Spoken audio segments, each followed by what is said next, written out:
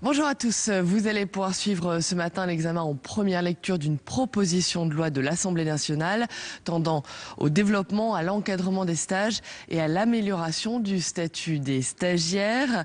Cette proposition de loi vise à réaffirmer que le stage doit être un outil à part entière au service de la formation et d'autre part à mieux protéger les droits des stagiaires. Alors le nombre des stagiaires a fortement augmenté ces dernières années, de 600 000 en 2006. Ils sont passés à 1,6 million en 2012. Par ailleurs, certaines entreprises recourent parfois abusivement à des stagiaires en substitution des salariés. Ce texte vise donc à réaffirmer que le stage est un outil de formation et non une fin en soi. Il a été voté hier soir par le Sénat et la proposition de loi prévoit donc de renforcer la durée des stages à 6 mois, de limiter le nombre des stagiaires au sein des entreprises et d'exonérer l'impôt sur le revenu les gratifications versées aux stagiaires, gratifications qui ont été augmentées par un amendement des sénateurs. Madame Procaccia, vous nous présentez le 137 rectifié bis. Oui, je vous conseille éventuellement d'aller sur le site de n'importe quelle entreprise et de chercher emploi. Et à la rubrique emploi, vous découvrirez que la plupart du temps, ce ne sont pas des emplois qui sont proposés, mais ce sont des stages. Or, stage et emploi, stage CDD, stage et apprentissage, ce n'est pas la même chose. Donc, l'objectif de cet amendement est très simple et ne devrait pas être très compliqué, mais c'est d'obliger les entreprises sur leur site internet, dans la rubrique emploi, de créer des sous-rubriques en mettant une sous-rubrique stage pour ne pas laisser croire qu'il y a 50 emplois et quand on clique sur chacun des emplois, on se rend compte que ce sont des stages. Bien. Monsieur le rapporteur, quel est votre avis sur cet amendement 137 rectifié bis? Oui, l'amendement de Madame Procaccia vise à encadrer la diffusion d'offres de stage sur Internet pour éviter la confusion avec des offres d'emploi. Donc nous avons eu une longue discussion sur ce sujet en commission et donc je partage et la commission partage l'objectif qui est celui de Madame Procaccia. Nous avons travaillé ensemble à une nouvelle rédaction de l'amendement, c'est la rédaction qui vous est présentée aujourd'hui, et qui est celle donc et qui me semble répondre à la nécessité de mettre un terme à la confusion trop souvent entretenue entre offres de stage et d'emploi par certains recruteurs. Donc avec cette rectification, la commission a donné un avis favorable à l'adoption de cet amendement. Madame la ministre, quel est l'avis du gouvernement? Oui, Monsieur le Président, Madame la sénatrice Procaccia, le gouvernement n'est pas sûr que ce soit du niveau de la loi, mais comme l'intention est bonne, j'en appelle à la sagesse de l'Assemblée. Je mets aux voix le 137 rectifié bis. Qui est pour? Qui est contre? Qui s'abstient? L'amendement est adopté. Et le 28 est présenté par Madame Pasquet.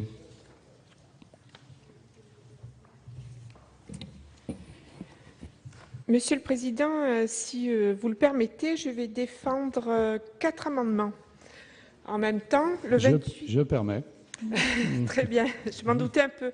Le 28, 29, 30 et 31, puisqu'ils ont tous en commun de porter sur les conditions et les modalités de saisine des conseils de prud'homme par les stagiaires. La proposition de loi aborde dans sa rédaction actuelle la question en prévoyant à la suite de l'adoption d'un amendement de nos amis du groupe GDR qu'en cas de saisine, le conseil de prud'homme statue immédiatement en conseil. Cela a pour effet d'accélérer la procédure, et c'est tant mieux, compte tenu de la situation particulièrement difficile dans laquelle se trouvent les stagiaires contraints de saisir les prud'hommes. Pour autant, il nous semble que le dispositif peut être complété, et c'est précisément le sens de nos amendements. En effet, les conditions de saisine des conseils de prud'homme restent d'abord et avant tout jurisprudentielles, notamment pour obtenir la requalification d'un stage en un contrat de travail. Une construction jurisprudentielle que nous regrettons puisque, par le passé, avant la recodification du Code du travail, il existait un article dans la partie réglementaire précisant les cas où les conditions permettant aux stagiaires d'agir en justice. Dès lors, afin de faciliter les démarches des stagiaires dans la reconnaissance de leurs droits, Nous proposons de préciser explicitement que le stagiaire peut saisir les juges prud'homaux dès lors qu'il estime que l'organisation d'accueil n'a pas respecté ses obligations figurant que l'organisme d'accueil n'a pas respecté ses obligations figurant dans la convention de stage. Qui plus est, nous proposons d'apporter à la rédaction actuelle deux précisions. L'une portant sur l'effet de la requalification, dont nous souhaitons préciser que ces effets débutent dès le premier jour, et l'autre précisant que la prescription d'action du stagiaire est enfermée dans un délai de 3 ans, c'est-à-dire 1 an de plus que le délai de prescription en droit commun. Enfin, notre dernier amendement porte sur les effets de la requalification et d'une manière plus globale sur la réparation que pourra décider le Conseil de prud'homme. Nous proposons de préciser dans la loi que lorsque le Conseil de prud'homme fait droit à la demande du stagiaire, il peut lui accorder le salaire normalement dû pour le poste occupé, le paiement des heures supplémentaires accomplies en méconnaissance de la convention de stage, ainsi que le paiement de l'indemnité liée au paiement des congés payés afférents au poste occupé par le stagiaire. Merci, chers collègues. Quel est votre avis, monsieur le rapporteur, avis de la commission sur le 28? Sur le 28.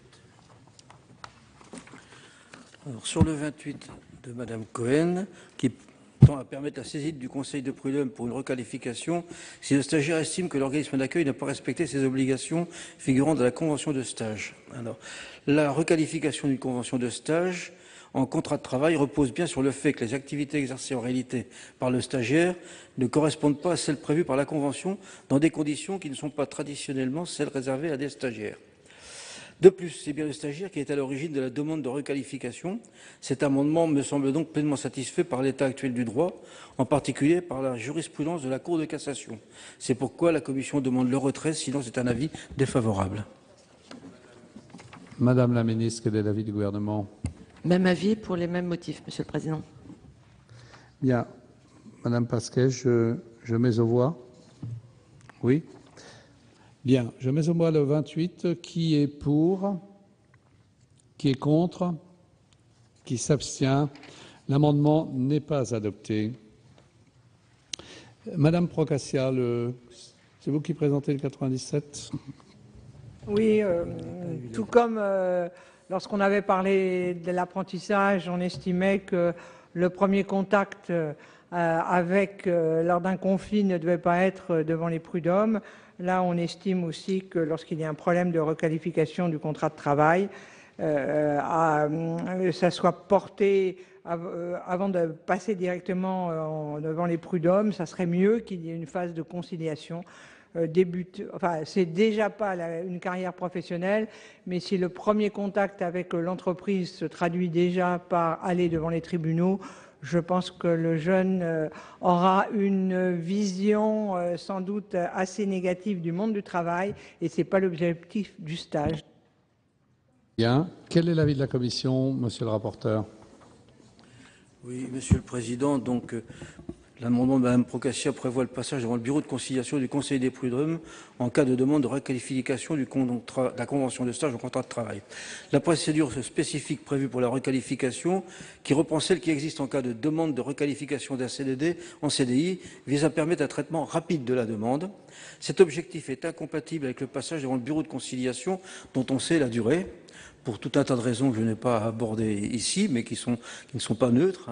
Et donc, afin de prévoir un examen dans un délai d'1 mois par le bureau de jugement, je pense qu'il faut maintenir le texte tel qu'il est rédigé. C'est donc un avis défavorable. Madame la ministre? Oui, même avis pour les mêmes motifs, Monsieur le Président. Bien. Je mets donc aux voix le 97. Qui est pour? Qui est contre? Qui s'abstient? L'amendement n'est pas adopté. Le 99 n'est pas défendu. Et ensuite, dans les deux amendements en discussion commune, j'ai le 132 qui n'est pas défendu, de Mme Lienemann. J'en viens donc au 29, qui a été présenté. Puis-je considérer qu'il y a le même avis de la Commission et du gouvernement que pour le 28, et par conséquent le même vote? Vous êtes d'accord? Bien. Donc l'amendement n'est pas adopté. Le 30, même chose, puisqu'il s'agit de... C'est comme pour le 28. Non, vous avez un autre avis, monsieur le... Bon. Donc, conséquence de la requalification de la convention de stage en contrat de travail. Donc, cet amendement précise que les prud'hommes pourront accorder aux stagiaires les sommes et indemnités, heures supplémentaires congés payés, normalement dues à un salarié pour le poste de travail occupé. Il s'agit de la jurisprudence constante de la Cour de cassation, qui est d'ailleurs plus étendue puisqu'elle intègre également les indemnités de rupture de contrat. Donc il ne faut pas que cette liste puisse apparaître limitative. Donc l'amendement, à mon sens, est satisfait, pourrait être contre-productif. Donc nous invitons les auteurs à le retirer ou c'est un avis défavorable. Bien, Madame la Ministre. Même avis, même raison. Et pour donc je le mets aux voix. Qui est pour? Qui est contre? Qui s'abstient? Il n'est pas adopté. Le 31, qui a déjà été défendu, même avis défavorable du rapporteur et du gouvernement, et même vote. Donc il n'est pas adopté. Et enfin, nous en arrivons à deux amendements en discussion commune. Donc il est seul d'ailleurs, puisque Mme Lindemann n'est pas là. Le 32, c'est Mme Cohen. Oui, merci Monsieur le Président. La loi Hôpital Patient Santé Territoire a placé les étudiants des établissements médicaux et paramédico-sociaux dans une situation injuste, puisque ces derniers ne peuvent pas bénéficier de la gratification des stages qu'ils réalisent, à l'inverse des étudiants des autres filières. Et ce, alors même que leurs stages sont obligatoires pour valider leur cursus et que très vite, ils accomplissent des missions et des actes qui sont utiles aux établissements dans lesquels ils interviennent.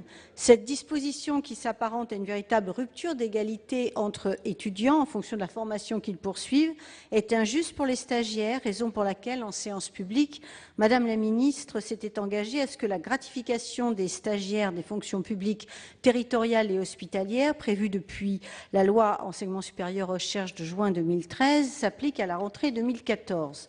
C'est pourquoi, comme nous l'avions proposé lors de l'examen de la loi HPST, à l'image d'ailleurs de nos collègues du groupe socialiste à l'époque, nous proposons de supprimer la dernière phrase de l'article L. 4381-1 du Code de la santé publique et le deuxième alinéa de l'article L. 612-11 du Code de l'éducation, de telle sorte que tous les stagiaires, y compris les infirmiers, les masseurs-kinésithérapeutes ou encore les ergothérapeutes, puissent bénéficier d'une gratification. Je vous remercie. Bien, Monsieur Godefroy, quel est l'avis de la Commission? Oui, sur cette proposition, il s'agit donc de l'existence de ce régime dérogatoire. Je le dis très clairement, ne me réjouis pas vraiment, mais il est nécessaire. Au vu de l'organisation des formations de ces professions, le remettre en cause aujourd'hui serait la cause de très importantes difficultés. Donc j'espère toutefois que le gouvernement engagera une réflexion, mais en l'état actuel des choses, c'est un avis défavorable. Madame la Ministre, quel est l'avis du gouvernement? Oui, Monsieur le Président, Madame la sénatrice, je confirme cet avis défavorable parce que la mise en place d'une telle gratification, c'est la raison pour laquelle, en liaison avec le ministère de la Santé, nous avions exclu du champ de la loi du 22 juillet 2013 les auxiliaires médicaux. Une telle gratification représenterait un montant de près de 600 millions d'euros et à la charge principale des établissements de soins. Donc on voit bien la difficulté. Par ailleurs, il convient de souligner que les étudiants paramédicaux peuvent bénéficier de l'indemnisation de contraintes liées à l'accomplissement de leur stage. C'est l'article L. 4381-1 du Code de la santé publique et que certains d'entre eux perçoivent des indemnités de stage versées par l'établissement de santé, support ou gestionnaire. Je donne quelques exemples. Infirmier première année, 230 € pour 10 semaines de stage. Ergothérapeute deuxième année, 360 € pour 12 semaines de stage. Masseur kinésithérapeute troisième année, 800 € pour 20 semaines de stage.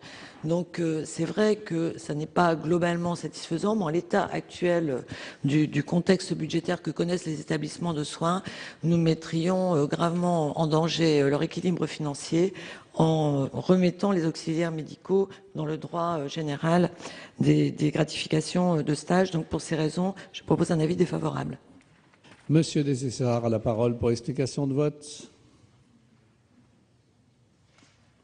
Et je vais voter l'amendement numéro 32. J'ai du mal à comprendre le raisonnement, sinon que l'État est à part. Moi, depuis le début de cette proposition de loi, j'entends parler qu'il faut unifier, cohérence. C'est d'ailleurs pour ça que j'ai retiré à un moment, malgré forte réticence, un amendement. C'est pour ça d'ailleurs que j'ai adopté beaucoup de propositions du gouvernement et du rapporteur parce que c'était cette cohérence. On considère que le stagiaire n'est pas un salarié, n'est pas un demi-salarié, ce n'est pas le premier pas pour l'emploi, c'est une période importante dans la formation. Et on a dit, il y a deux attitudes. La première attitude serait de différencier suivant les cas de figure, parce qu'on sait très bien que ce n'est pas la même chose.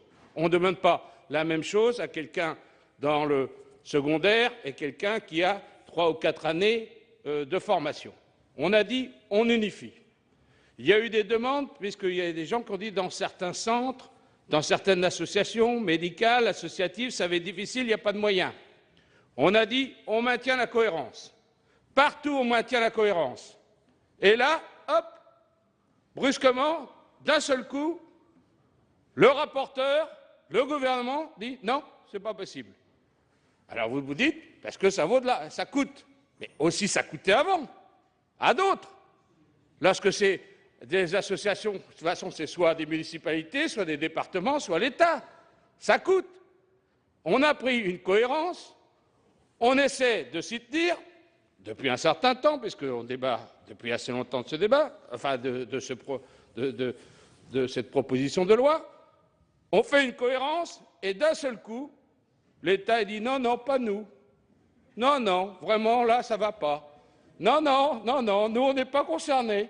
Ah, on vous demande à tout le monde, attention, il faut que ça soit la même chose, mais pas nous. Non, ça va coûter de l'argent, mais ça coûte à tous. Puis alors, moi j'ai entendu le gouvernement parler des bas salaires, parler des difficultés financières, de relancer le pouvoir d'achat.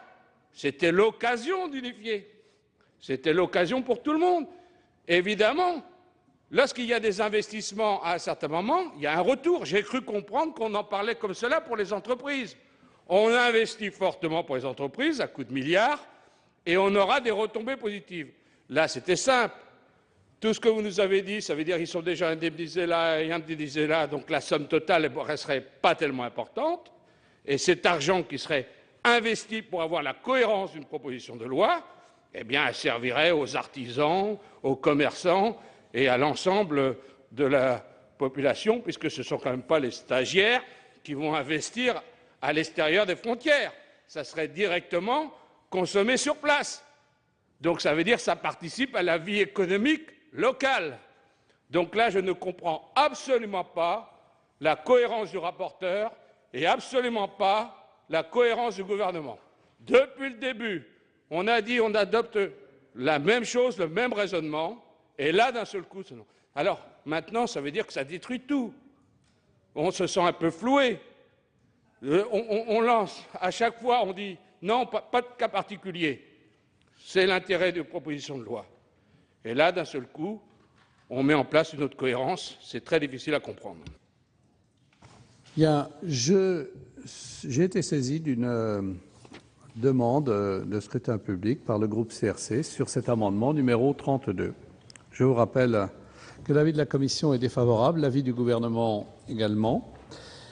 Il va donc être procédé au scrutin public dans les conditions fixées par l'article 56 du règlement. Et le scrutin sera donc ouvert dans quelques instants.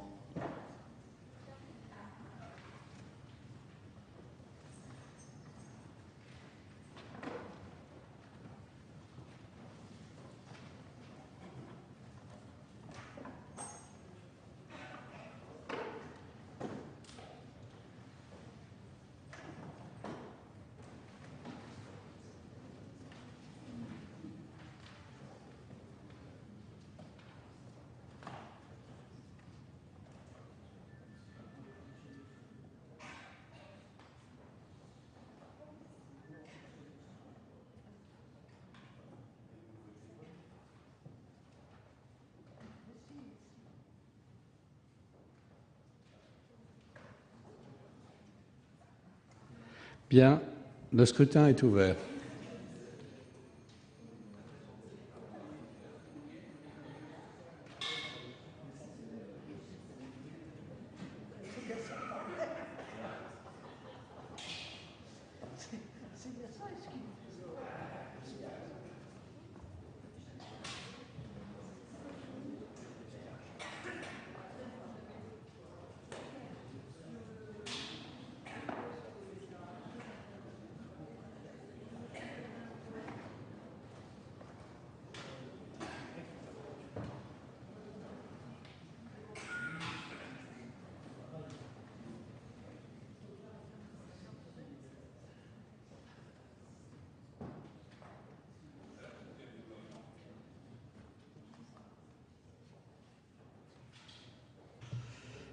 Plus personne ne demande à voter.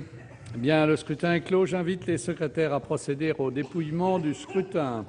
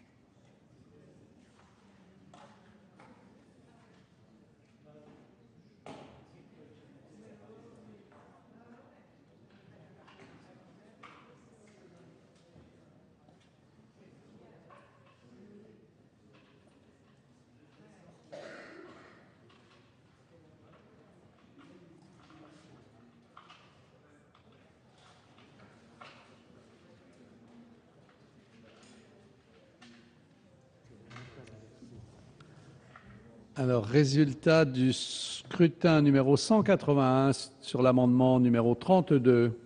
Nombre de votants 346, nombre de suffrages exprimés 346. Pour l'adoption 31, contre 315. Le Sénat n'a pas adopté. Nous en venons à deux amendements en discussion commune. Le premier est l'amendement numéro 10 qui va être présenté par Monsieur Dessessart. Monsieur Dessessart, il est défendu. Votre amendement numéro 10, Monsieur Dessessart. 10.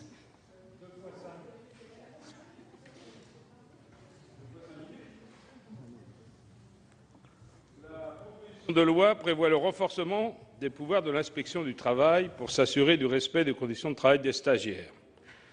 Ces dispositions vont évidemment dans le bon sens, mais il convient également de renforcer le contrôle en interne dans l'entreprise. C'est pourquoi, par cet amendement, nous proposons que les instances représentatives du personnel soient informées de manière trimestrielle sur le nombre de stagiaires présents dans l'entreprise. Cet amendement leur permettra de pleinement jouer leur rôle en assurant de manière plus étroite la défense des intérêts des stagiaires. C'est quand même plus facile de vérifier les conditions d'accueil de stage lorsqu'on est dans l'entreprise que lorsque nous sommes à l'extérieur. Cette disposition est issue de l'accord national interprofessionnel du 7 juin 2011 sur l'accès des jeunes au stage et à l'alternance. Elle fait ainsi l'objet d'un large consensus parmi les organisations syndicales et patronales. Lors des négociations, le MEDEF, je sais, là, je ne vais pas me faire que des amis lorsque je dis ça, mais ne s'était d'ailleurs pas opposé à cette mesure. C'est pourquoi nous vous proposons aujourd'hui cet amendement, afin d'enrichir le dispositif de cette proposition de loi et permettre aux représentants du personnel d'être informés des flux et des conditions d'accueil des stagiaires. Bien. Et l'amendement 36 rectifié est défendu par Madame Pasquet. Oui, merci Monsieur le Président.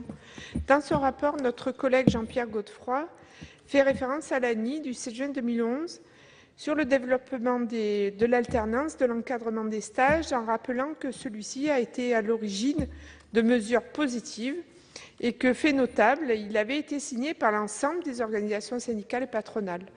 Toutefois, malgré cet unanisme rare, cette transposition n'a été que partielle et certaines dispositions pourtant contenues dans l'accord n'ont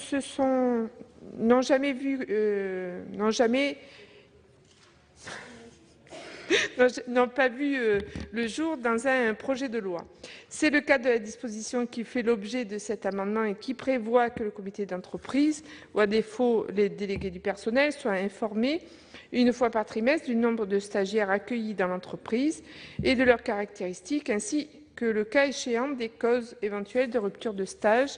Cette disposition ayant déjà fait l'objet d'un accord unanime des partenaires sociaux, nous espérons qu'il en sera de même pour cet amendement.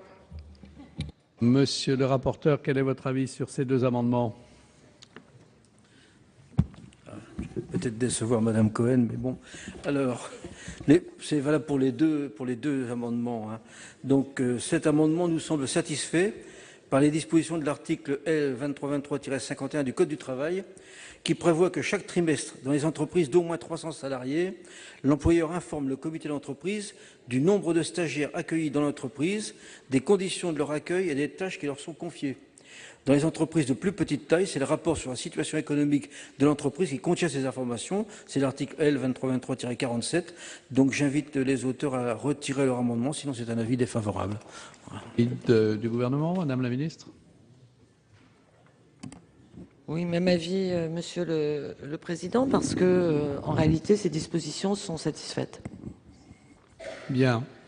Je mets donc aux voix l'amendement numéro 10, qui est pour, qui est contre, qui s'abstient. L'amendement n'est pas adopté. Et le 36 rectifié, qui est pour, qui est contre, qui s'abstient. Il n'est pas adopté non plus. Je vais donc mettre aux voix l'article 1er, tel qu'il a pu être amendé, qui est pour. Madame Procaccia, auparavant, pour une explication de vote. Je dirais que nous avons passé 2 soirées sur cet article 1 parce que c'est un article quand même particulièrement important. Il y a dans cet article 1 reformulé un certain nombre de bonnes choses. Et en tout cas, pour ma part, j'insisterai surtout sur quelque chose qui me paraît nouveau et j'espère qu'il se réalisera, c'est l'implication des établissements d'enseignement supérieur. Parce qu'un gros problème, des gros problèmes que rencontrent les stagiaires ne viennent pas simplement des entreprises, ils viennent des établissements d'enseignement, quels qu'ils soient, supérieurs ou autres, qui envoient leurs élèves ou leurs étudiants dans des stages sans se préoccuper par la suite du contenu du stage, sans avoir ce suivi que l'on a réussi à faire voter par amendement. Donc c'est quelque chose de très important.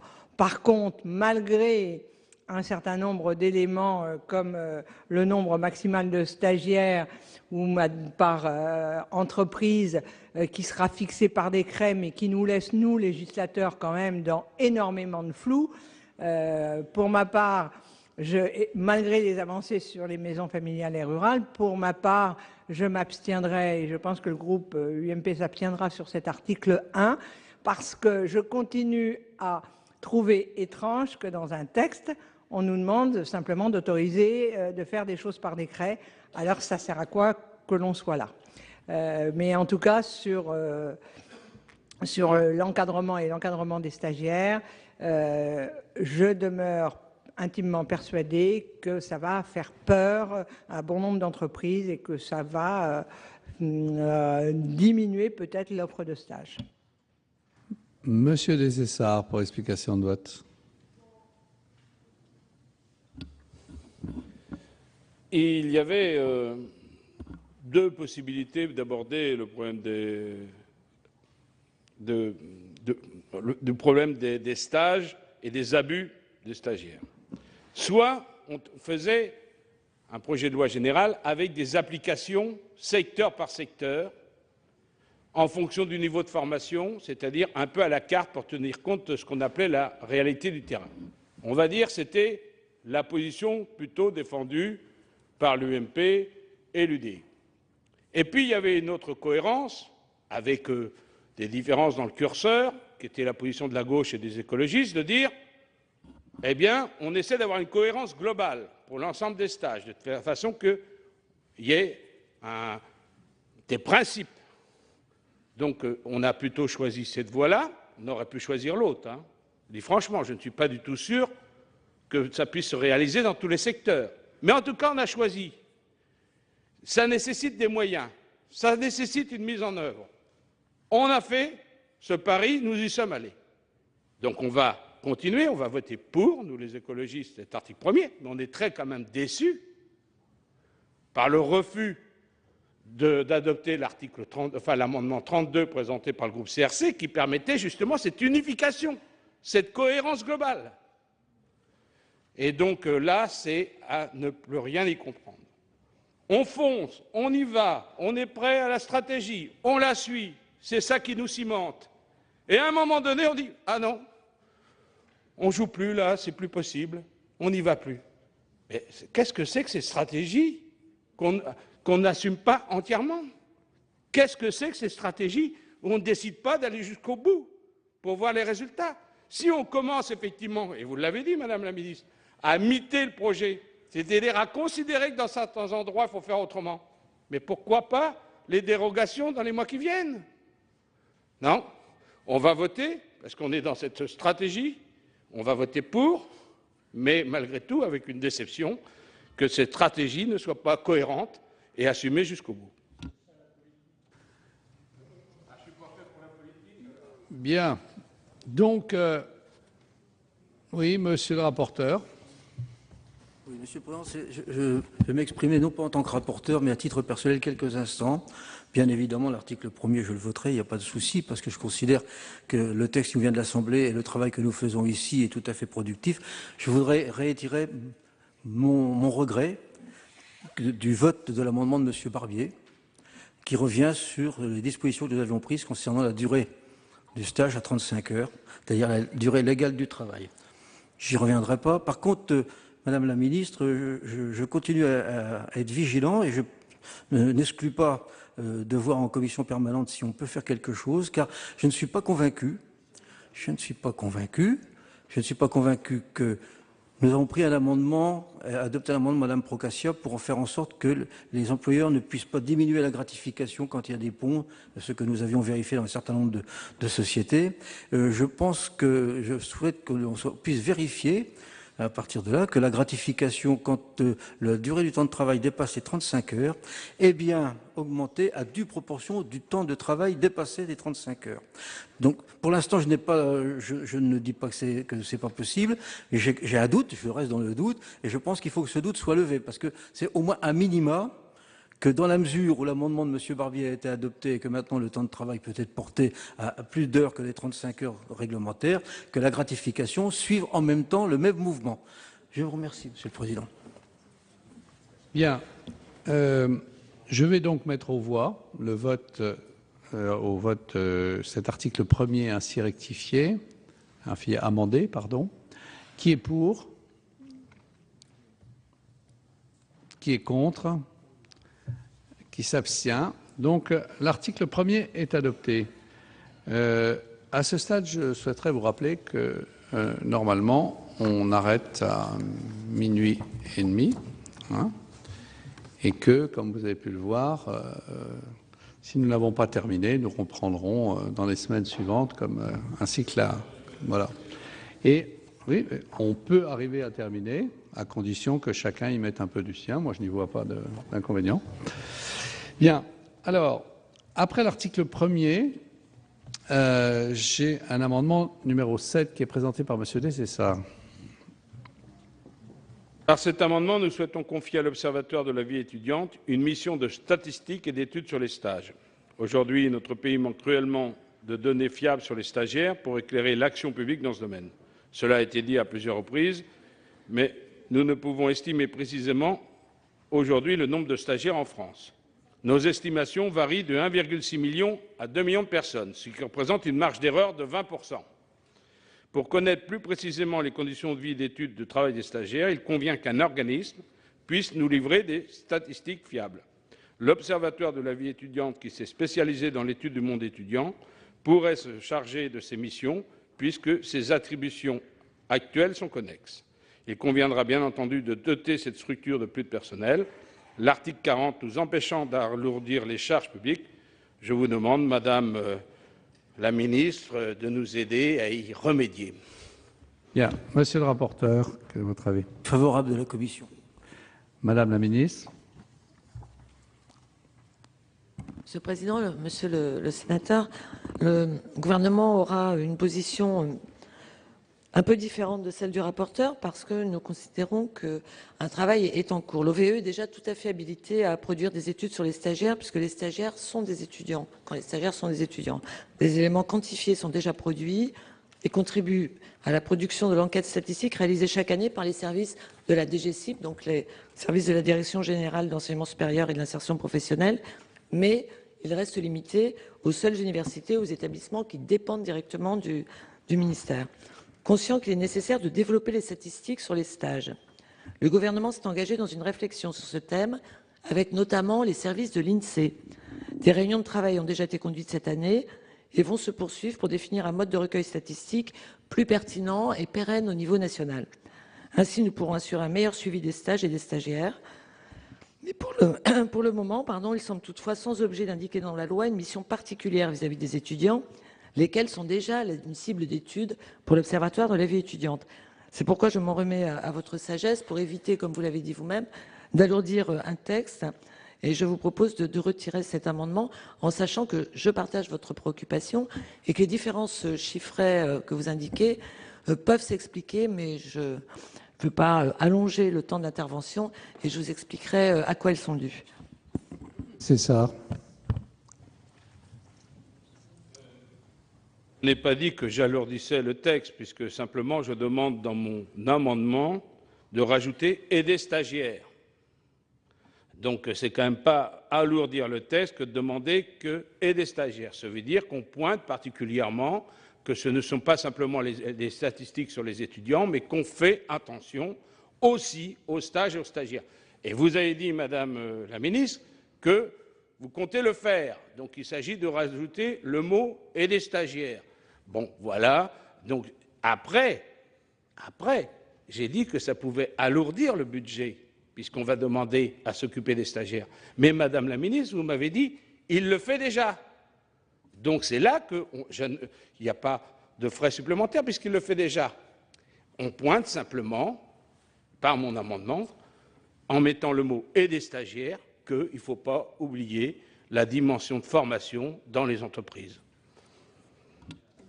Donc, je mets aux voix cet amendement numéro 7. Qui est pour? Qui est contre? Qui s'abstient? Il est adopté. Après l'article 1er, je suis saisi d'un amendement 34. Présenté par Madame Pasquet? Non, non, Madame voilà. Cohen, pardon. Excusez-moi. Non, mais je joue aux quatre coins. Je joue aux quatre coins, c'est pour ça. Comme vous le savez, la rédaction de l'article L 1221-24 du Code du travail prévoit qu'une entreprise embauche un stagiaire à la fin de son stage.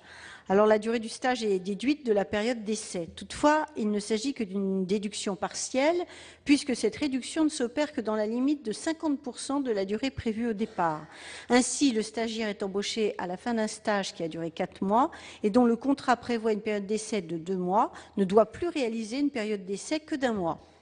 C'est tout à fait positif. Pour autant, il nous semble qu'il est possible de prévoir que dès lors que le recrutement en CDI fait suite à un stage réussi par définition, la durée du stage doit être intégralement déduite de la période d'essai et non pas pour moitié.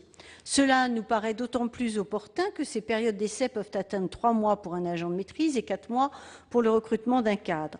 Or, si l'employeur décide de recruter un stagiaire, c'est qu'il a déjà la certitude que cet ancien stagiaire, devenu nouveau salarié, détient les compétences requises à la réussite du poste qu'il s'est vu attribuer.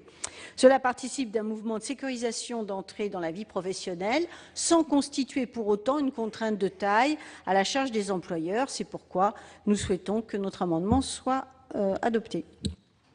Avis de la Commission. Oui, Monsieur le Président.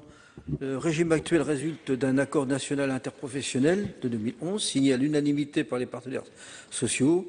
De plus, le stage est déjà déduit intégralement de la période d'essai lorsque l'emploi en question est en correspondance avec les activités qui avaient été confiées aux stagiaires. Il s'agit, d'après moi, du cas de figure le plus majoritaire, le stage constituant une forme de pré-recrutement pour un poste précis. Il me semble qu'il faut, sur ce point, respecter la volonté des partenaires sociaux. Donc, c'est une demande de retrait ou un avis défavorable. Madame la ministre. Même avis, même motif, Monsieur le Président. Bien. Donc, je mets aux voix. Je mets aux voix l'amendement 34 qui est pour, qui est contre, qui s'abstient. L'amendement n'est pas adopté. À l'article 2, un amendement de Marseille qui tombe. Un amendement de M. Charles Revet, donc le 63 rectifié bis en discussion commune. Oui, merci Monsieur le Président. La loi 2014-40 du 20 janvier 2014 garantissant l'avenir et la justice du système de retraite a prévu que les étudiants ayant effectué un stage éligible à une gratification, donc d'une durée supérieure à 2 mois, pourront valider celui-ci pour leur retraite. Pour assurer la traçabilité de ces stages, l'inscription des stagiaires sur le registre du personnel de l'organisme d'accueil apparaît parfaitement cohérente. Étendre cette formalité à tous les stages apparaît disproportionné, voire dissuasif pour les organismes d'accueil. Imagine-t-on un artisan ou un agriculteur ouvrir un registre du personnel pour un stage de 15 jours par exemple.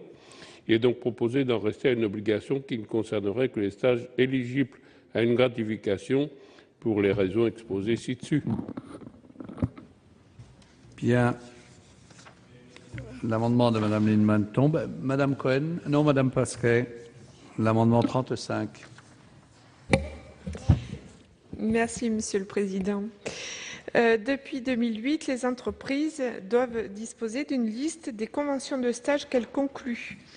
Ce document a pris la forme avec la loi Cherpion du 28 juillet 2011 d'un registre des conventions de stage qui est toutefois distinct du registre unique du personnel qui, pour mémoire, les noms, prénoms de tous les salariés de l'établissement dans l'ordre des embauches ainsi qu'une liste d'indications complémentaires dans l'emploi ou la qualification. Les députés ont souhaité, par souci de simplification, la disparition de ce registre des conventions et faire figurer dans une partie spécifique du registre unique du personnel les noms et prénoms des stagiaires accueillis dans l'organisme signataire. Nous souscrivons pleinement à cette mesure et dans la continuité de ces dispositions, il nous semble que le registre unique du personnel devrait également indiquer la durée du stage et les missions confiées aux stagiaires. Cette précision nous apparaît utile afin de permettre aux représentants du personnel de disposer de tous les éléments qui leur semblent utiles et de faciliter les démarches des agents de contrôle de l'inspection du travail et des URSSAF qui ont accès à ce document. Bien. Monsieur le rapporteur, quel est votre avis sur ces deux amendements? Sur l'amendement de Monsieur Revet, donc demande d'inscription des stagiaires, et donc pour ceux issus de l'enseignement supérieur, l'intérêt d'inscrire les stagiaires dans le registre unique du personnel est d'assurer leur suivi dans l'organisme d'accueil par tous ceux, délégués du personnel et inspecteurs du travail qui y ont accès. Ce n'est pas une formalité insurmontable, donc c'est un avis défavorable. Et l'amendement de Madame Cohen, je demanderai le retrait parce que ce sont des mesures qui, à mon sens, relèvent du pouvoir réglementaire puisqu'il s'agit d'inscrire la durée du stage et les missions confiées aux stagiaires. Madame la ministre, quel est votre avis sur ces deux amendements? Même avis pour les mêmes raisons, Monsieur le Président. Bien. Je mets donc aux voix l'amendement 63 rectifié bis. Qui est pour? Qui est contre? Il n'est pas adopté. Et le 35, qui est pour? Qui est contre? Qui s'abstient? Il n'est pas adopté non plus. Je mets donc aux voix l'article 2, qui est pour? Qui est contre? Qui s'abstient? L'article 2 est adopté. Après l'article 2, Nous en sommes à l'amendement 37 présenté par Madame Cohen. Oui, Monsieur le Président, mes chers collègues, vous le savez, les organisations syndicales de salariés, celles représentant les étudiants et le collectif Génération Précaire, que notre rapporteur a d'ailleurs auditionné, proposent que les stagiaires soient pris en compte dans l'effectif des entreprises à due proportion de leur temps de présence dans cette entreprise. Cela nous apparaît être une mesure tout à fait souhaitable, afin de lutter contre une forme d'abus qui consisterait pour certains employeurs à recruter de manière plus ou moins permanente des stagiaires, de telle sorte que tour à tour, ils correspondent à des postes permanents, tout en évitant que l'effectif administratif de l'entreprise excède certains seuils légaux, comme celui des 50. Donc, il nous paraît très important de pouvoir accéder à ces demandes et donc de voter cet amendement. Monsieur le rapporteur, avis de la commission. Oui, Monsieur le Président, je resterai dans la même logique, puisqu'il s'agit de prendre en compte les stagiaires dans l'effectif de l'organisme d'accueil. L'appartenance à une entreprise repose sur la signature d'un contrat de travail et l'existence d'un lien de subordination avec l'employeur. Ce n'est pas le cas des stagiaires et il ne me paraît pas souhaitable de faire évoluer cette situation. Donc c'est un avis défavorable. Madame la ministre. Même avis pour les mêmes raisons. On a rappelé à maintes reprises que le stage n'était pas un contrat de travail ni un emploi. Et il y aurait une confusion qui serait amenée par cet amendement. Donc, avis défavorable. Monsieur Dessessart, explication de vote.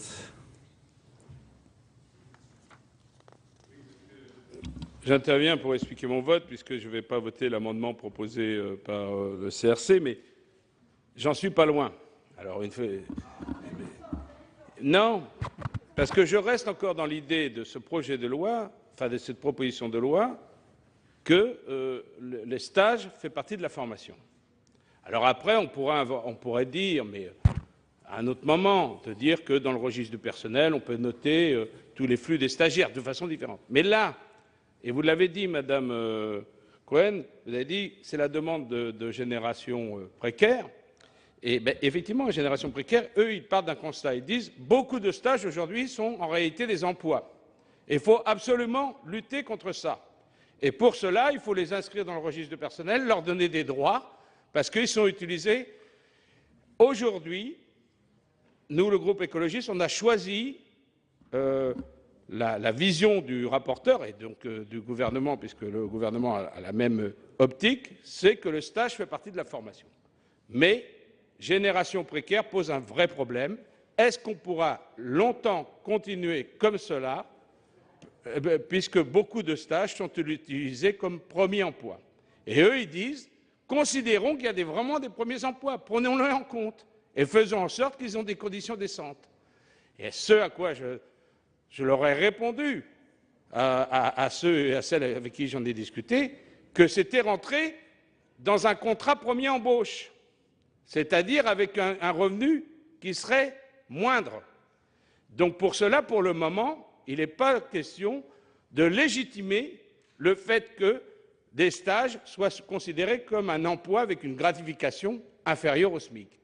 Donc voilà pourquoi je ne rentrerai pas, comme le rapporteur l'a indiqué, dans cette logique, même si je sais qu'il y a beaucoup d'abus, et je resterai dans la logique que le stage fait partie de la formation. Il n'empêche, et je sais que le gouvernement va considérer que ce n'est pas le moment d'en parler, mais il n'empêche qu'on pourrait considérer qu'il pourrait y avoir une allocation d'étudiants pour tous les étudiants. Mais à ce moment-là, ce n'est plus la même chose. Ce n'est pas l'entreprise qui paie l'étudiant en stage, mais c'est une allocation d'étudiants pour tous les étudiants. C'est une autre question. Alors, je sais que vous n'êtes pas d'accord à l'UMP, mais les jeunes socialistes, à une époque, étaient d'accord avec une allocation d'étudiants, une indemnité pour les étudiants. Nous y sommes encore favorables. Donc, il sera toujours temps d'en discuter dans quelques mois ou dans quelques temps. Mais aujourd'hui, j'en resterai dans la logique du texte, c'est-à-dire que le stage est un moment de formation. Porteur. Pas allonger, mais juste un mot. Je souscris aux propos de Jean Dessessart, mais l'article 2 répond, je pense, aux inquiétudes des rédacteurs. Je voudrais quand même insister sur un point, c'est que si on introduit dans le calcul des effectifs de l'entreprise, on risque de se retrouver pour certaines entreprises avec des effets de seuil, avec toutes les conséquences de l'effet de seuil. Donc je pense que c'est pas dans ce texte qu'il faut ajouter les stagiaires à l'effectif de l'entreprise. Lenoir, pour explication de vote. Oui, Monsieur le Président, je suis tout à fait convaincu par les arguments qui ont été exposés, aussi bien par le rapporteur que Madame la Ministre. Alors, deux choses. D'abord, je voudrais avoir confirmation que le stagiaire apparaît dans le bilan social des entreprises de plus de 300 salariés, premièrement. Deuxièmement, je ferai quand même une remarque à notre collègue de César. Quand il parle d'une gratification pour les étudiants, ça me rappelle, voyons, ce qui s'est passé en 2006, lorsque un tel dispositif était proposé par un gouvernement de l'époque, dispositif contre lequel il y avait une forte mobilisation. Est-ce que vous n'avez pas le sentiment, mon cher collègue, que vous vous rapprochez des propositions qui avaient été faites par un certain Premier ministre qui s'appelait M. de Villepin? Bien. Bien. Je mets donc aux voix cet amendement 37. Qui est pour? Qui est contre? Qui s'abstient? L'amendement n'est pas adopté. Je mets aux voix l'article 3. Qui est pour? Qui est contre? Qui s'abstient? L'article 3 est adopté. À l'article 4, j'ai un amendement 149 présenté par le gouvernement, Madame la Ministre. 149. Monsieur le Président, il s'agit d'un amendement de cohérence avec l'amendement de suppression du gouvernement à l'article 1er. L'inspection du travail n'ayant pas pour mission de contrôler le respect des stipulations pédagogiques de la convention de stage, il n'y a donc pas lieu d'étendre sa compétence sur ce sujet. J'en profite pour préciser au sénateur de César que si on inscrit dans le registre unique du personnel les stagiaires, c'est pour vérifier que le nombre de stagiaires n'est pas en excédent par rapport au dispositif législatif et préciser ensuite par décret. Ça n'est pas parce qu'on les considère comme des membres salariés du personnel. Monsieur le rapporteur, quel est votre avis sur cet amendement? Favorable. Je mets aux voix l'amendement 149 du gouvernement. Qui est pour? Qui est contre? Qui s'abstient? L'amendement est adopté. Et Madame Procaccia nous présente le 84 rectifié bis. Oui, il s'agit, lorsque les étudiants sont revenus, ont fait un rapport de stage où on pu dire effectivement comment s'était déroulé le stage et s'ils ont effectué un travail et non pas un stage en formation. Moi, je continue à penser que les stagiaires ne sont pas les plus à même souvent de pouvoir contacter l'inspection du travail. Donc, je suggère d'étendre la possibilité aux autorités académiques compétentes de saisir elles aussi l'inspection du travail si elles voyaient des manquements. Monsieur le rapporteur. Oui, Monsieur le Président. Donc, il s'agit de prévoir que l'inspection du travail peut intervenir sur saisine des autorités académiques pour contrôler le manquement à la législation. Bon, la question qu'on peut se poser, est-il nécessaire que la loi précise que l'inspecteur d'académie pourra saisir l'inspection du travail s'il apprend qu'un organisme ne respecte pas la réglementation? Ceci étant, comme il nous est très difficile d'émettre un avis défavorable sur quelque chose qui nous semble tout à fait logique, mais qui doit se faire normalement, donc c'est un avis favorable de la Commission, mais ça, à mon avis, ça n'apporte pas grand-chose à Madame Procaccia à la situation actuelle. Donc, je pense que le mieux aurait été de le retirer en ayant la certitude que ça fonctionne déjà comme ça et que la possibilité est déjà offerte à l'inspection d'académie de saisir l'inspection du travail s'ils sont alertés d'un manquement à la réglementation. Ce serait peut-être, ça éviterait peut-être qu'on nous reproche que la loi est trop bavarde, comme on nous le reproche de temps en temps. Voilà. Madame la Ministre. Oui, Monsieur le Président, comme il est toujours possible, comme ça a été dit, d'ailleurs ça vient d'être rappelé par le rapporteur, et même de bonne administration que les autorités académiques transmettent les informations qu'elles jugent utiles à l'inspection du travail, il ne paraît pas nécessaire au gouvernement que la loi le prévoit, puisqu'on est là dans une redondance et dans l'énoncé d'une évidence. Donc le gouvernement avait émis un avis défavorable. Bien. Non, dans la mesure où il y a déjà la possibilité, je vais le retirer. Par contre, j'aimerais bien que vous me disiez si ça arrive de temps en temps. Si vous avez connaissance de l'inspection du travail saisie une fois par des autorités. Bien. Madame la Ministre, vous souhaitez répondre? Oui, bien sûr. Monsieur le Président, si vous autorisez. Oui, il y a des cas, effectivement, et les personnes compétentes du ministère du Travail me le confirment. L'amendement 84 rectifié bis est donc retiré et je mets aux voix l'article 4 qui est pour, qui est contre, qui s'abstient. L'article 4 est adopté. À l'article 5, Madame Procaccia, toujours. Oui. Il s'agit de requalification. Alors, lorsque le stagiaire a effectué effectivement une tâche régulière qui correspond à un emploi de salarié permanent, sans aller jusqu'à la requalification complète du contrat de travail, on propose d'introduire l'obligation que l'organisme rémunère au SMIC, ou en tout cas un pourcentage du SMIC qui serait déterminé par décret, mais tout est déterminé par décret dans ce texte. Comment ? Bien. Monsieur le rapporteur. Monsieur le Président, donc, sur le principe, la Commission et moi-même, nous sommes favorables à cette initiative de Mme Procaccia. Il faut sanctionner les employeurs qui ont recours aux stagiaires en lieu et place de salariés permanents. Toutefois, pour qu'une telle indemnité puisse être versée, il faut qu'elle soit allouée par un tribunal qui aura jugé que la convention de stage n'était pas conforme à la législation. Seul le contentieux de la requalification de la convention au contrat de travail permet d'y parvenir. C'est donc un amendement d'appel, en quelque sorte, qui me semble inabouti en l'état, mais sur lequel il faut poursuivre notre réflexion. Donc nous avions décidé de nous en remettre à la sagesse de notre Assemblée, sauf avis contraire peut-être du gouvernement, mais ça me semble... Bon. Madame la ministre, quel est donc l'avis du gouvernement?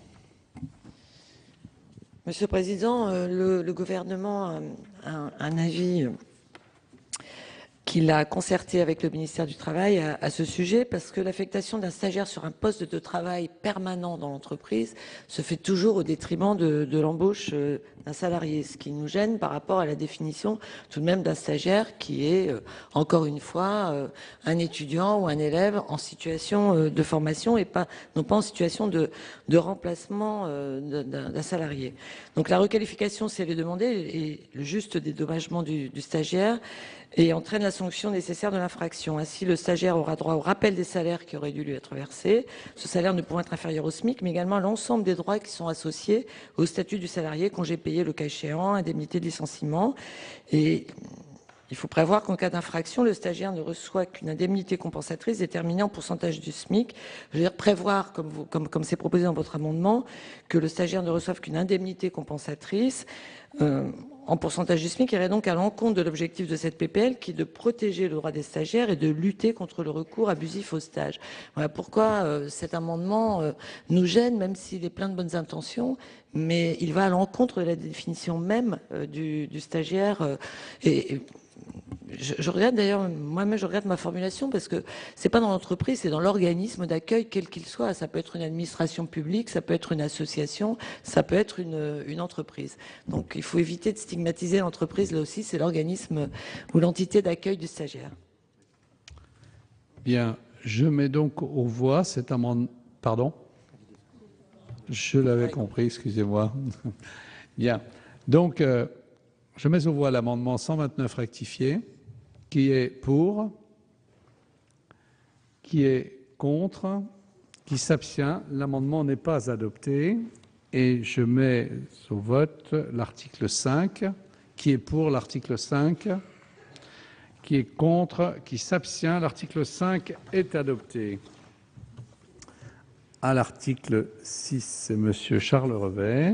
Oui, Monsieur le Président, je suis un petit peu ennuyé parce que j'ai une bonne mémoire, mais quand même, comme on travaille plusieurs soirs différents, je ne sais plus quel sort avait été réservé à l'amendement 59.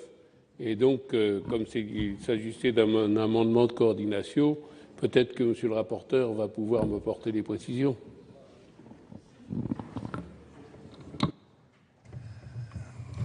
Comme ça, L'amendement 59 a été rejeté et donc, comme c'est un amendement de coordination, c'est évidemment un avis défavorable. Monsieur Revet le retire avant que Madame la ministre ne donne son avis d'ailleurs. Et donc je mets aux voix l'article 6 qui est pour, qui est contre, qui s'abstient. L'article 6 est adopté. L'article 7, même vote, il est adopté. Après l'article 7, j'ai plusieurs amendements en discussion commune, dont le premier, le 51, ce sont des amendements identiques, est présenté par Madame Ferrand.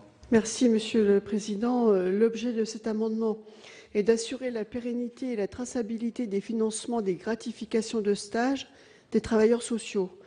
En effet, le fonds de transition doté de 5,3 millions d'euros, dont, Madame la Ministre, vous avez annoncé la création, paraît bien insuffisant pour financer les gratifications des stagiaires dans le secteur public.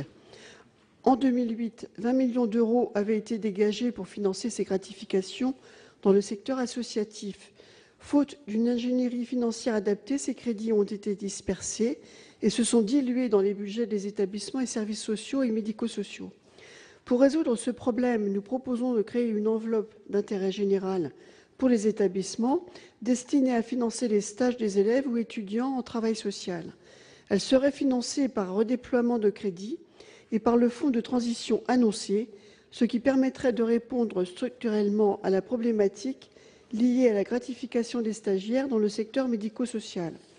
En effet, les formations initiales longues et les formations continues des professionnels dans les établissements et services sociaux et médico-sociaux ont toujours reposé sur l'alternance entre les centres de formation et les institutions. Ces structures accueillent donc de nombreux stagiaires sur des périodes longues qui doivent désormais recevoir des gratifications financières. Leur coût annuel, tous financeurs confondus, a été évalué en 2008 dans le secteur associatif à 22,3 millions d'euros, dont 4,7 à la charge de l'ONDAM. Notre dispositif permet d'une part d'apporter un soutien financier aux étudiants et d'autre part de ne pas pénaliser les structures d'accueil des stagiaires. Pour les établissements d'accueil des jeunes enfants, un avenant à la COG entre la CNAF et l'État devrait permettre de redéployer les financements nécessaires à la gratification des stages des éducateurs de jeunes enfants. Enfin, la gratification des stagiaires en travail social devrait être ajoutée à l'arrêté ministériel qui fixe la liste des MIJAC dans les établissements de santé. Bien, j'ai 3 amendements encore identiques. Donc le second, le 110 rectifié bis, est présenté par Madame Bruguière. Rectifié bis, amendement identique à celui que... Il est défendu ? Il est défendu ? Il est défendu, je vous remercie. Monsieur Barbier, amendement identique également. Il est défendu, je vous remercie. Et le 138 rectifié est défendu également. Il est défendu également. Je vous remercie. Alors, quel est l'avis de la commission, monsieur le rapporteur ? Alors, Monsieur le Président, des mesures de soutien ont déjà été prises par le gouvernement, notamment la mise en place d'un fonds de soutien à la gratification des étudiants en travail social. Des assises du travail social sont maintenant attendues pour débattre de l'avenir de ces métiers. Cet amendement, sous un abord d'une technicité redoutable, crée un dispositif complexe et rigide qui se finance par des redéploiements de crédits dans l'objectif de dépenses médico-sociales. Le champ exact des organismes visés n'est pas précisé. S'il s'agit uniquement des établissements et services médico-sociaux financés par l'OGD, alors cet amendement est satisfait, puisque depuis 2008, une enveloppe annuelle de 4,7 millions d'euros est allouée pour les aider à accueillir des stagiaires.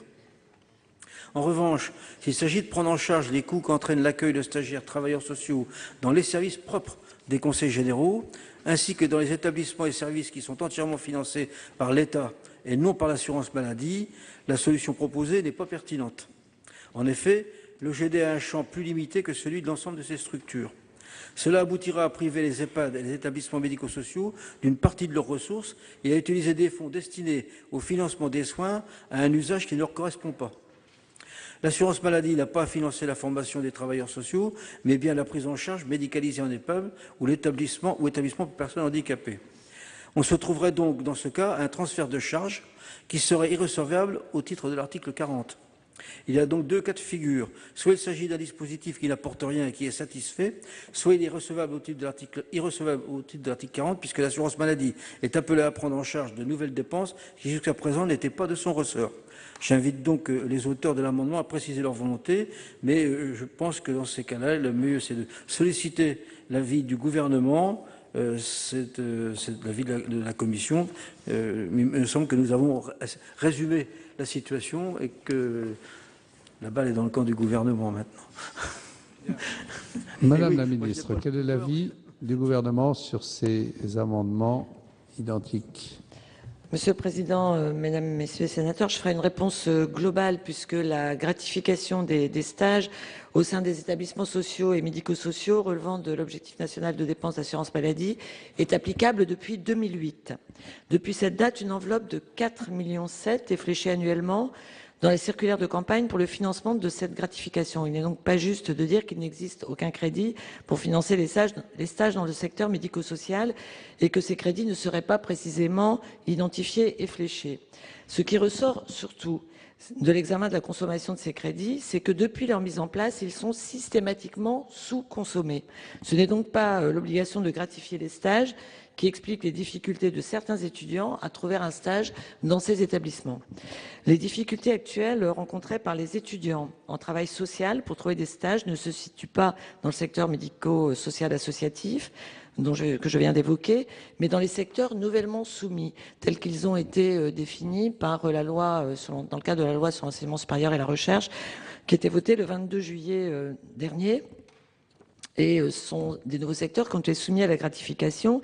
Ils concernent principalement les collectivités territoriales, puisque l'État était déjà soumis.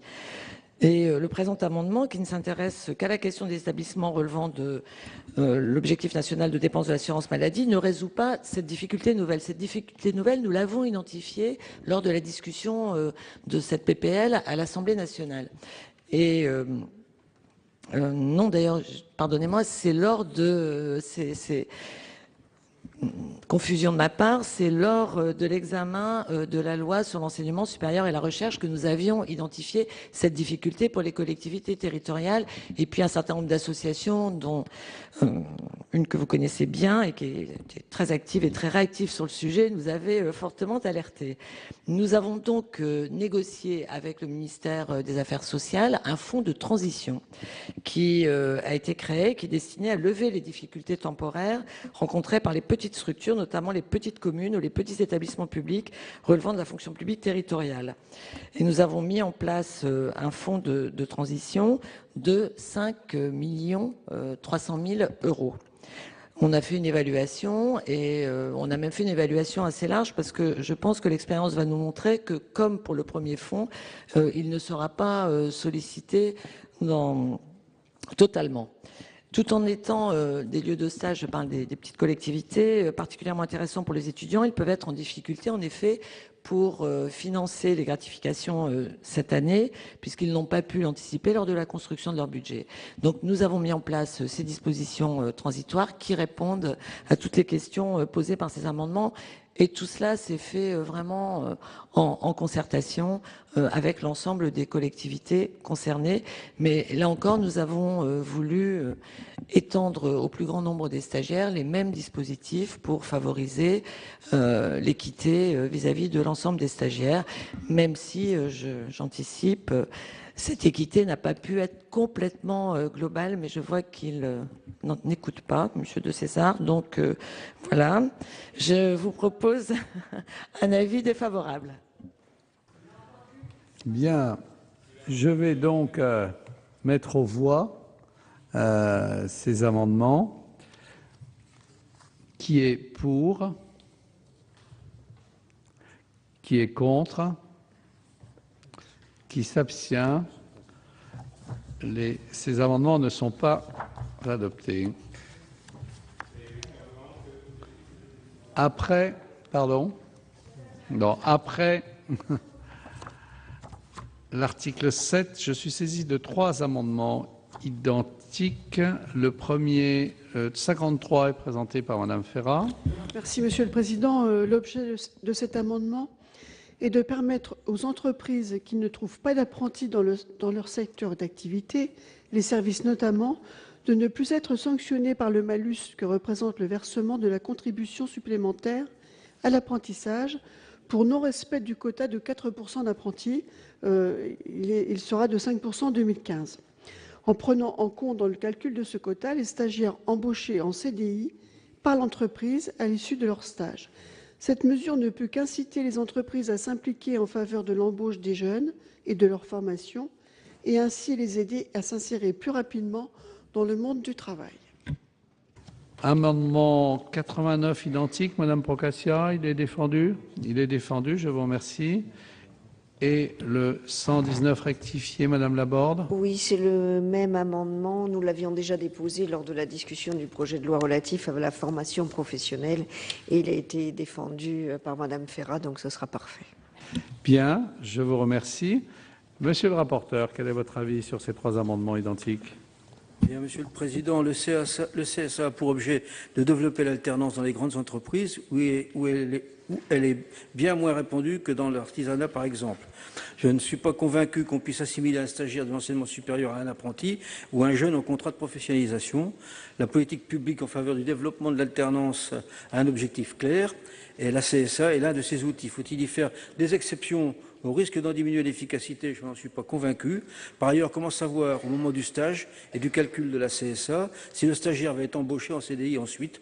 S'il faut que le montant de cette taxe soit régularisé postérieurement, cela va créer des difficultés administratives très importantes, aussi bien pour les entreprises que pour les services fiscaux. Donc pour toutes ces raisons, c'est un avis défavorable aux trois amendements. Madame la ministre, quel est l'avis du gouvernement? Même avis pour les mêmes raisons, Monsieur le Président. Bien, je vais donc mettre aux voix ces trois amendements. C'est pour ça ou non?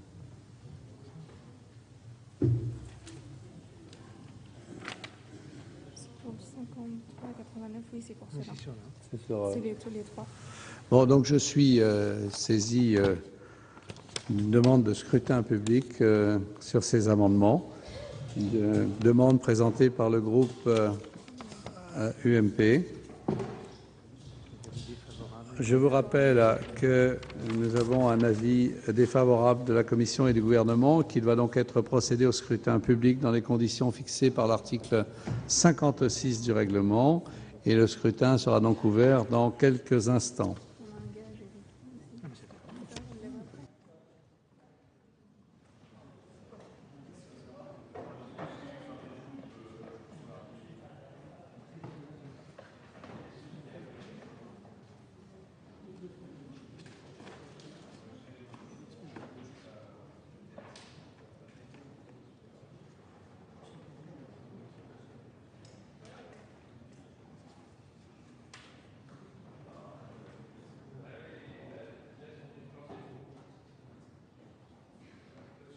Est ouvert.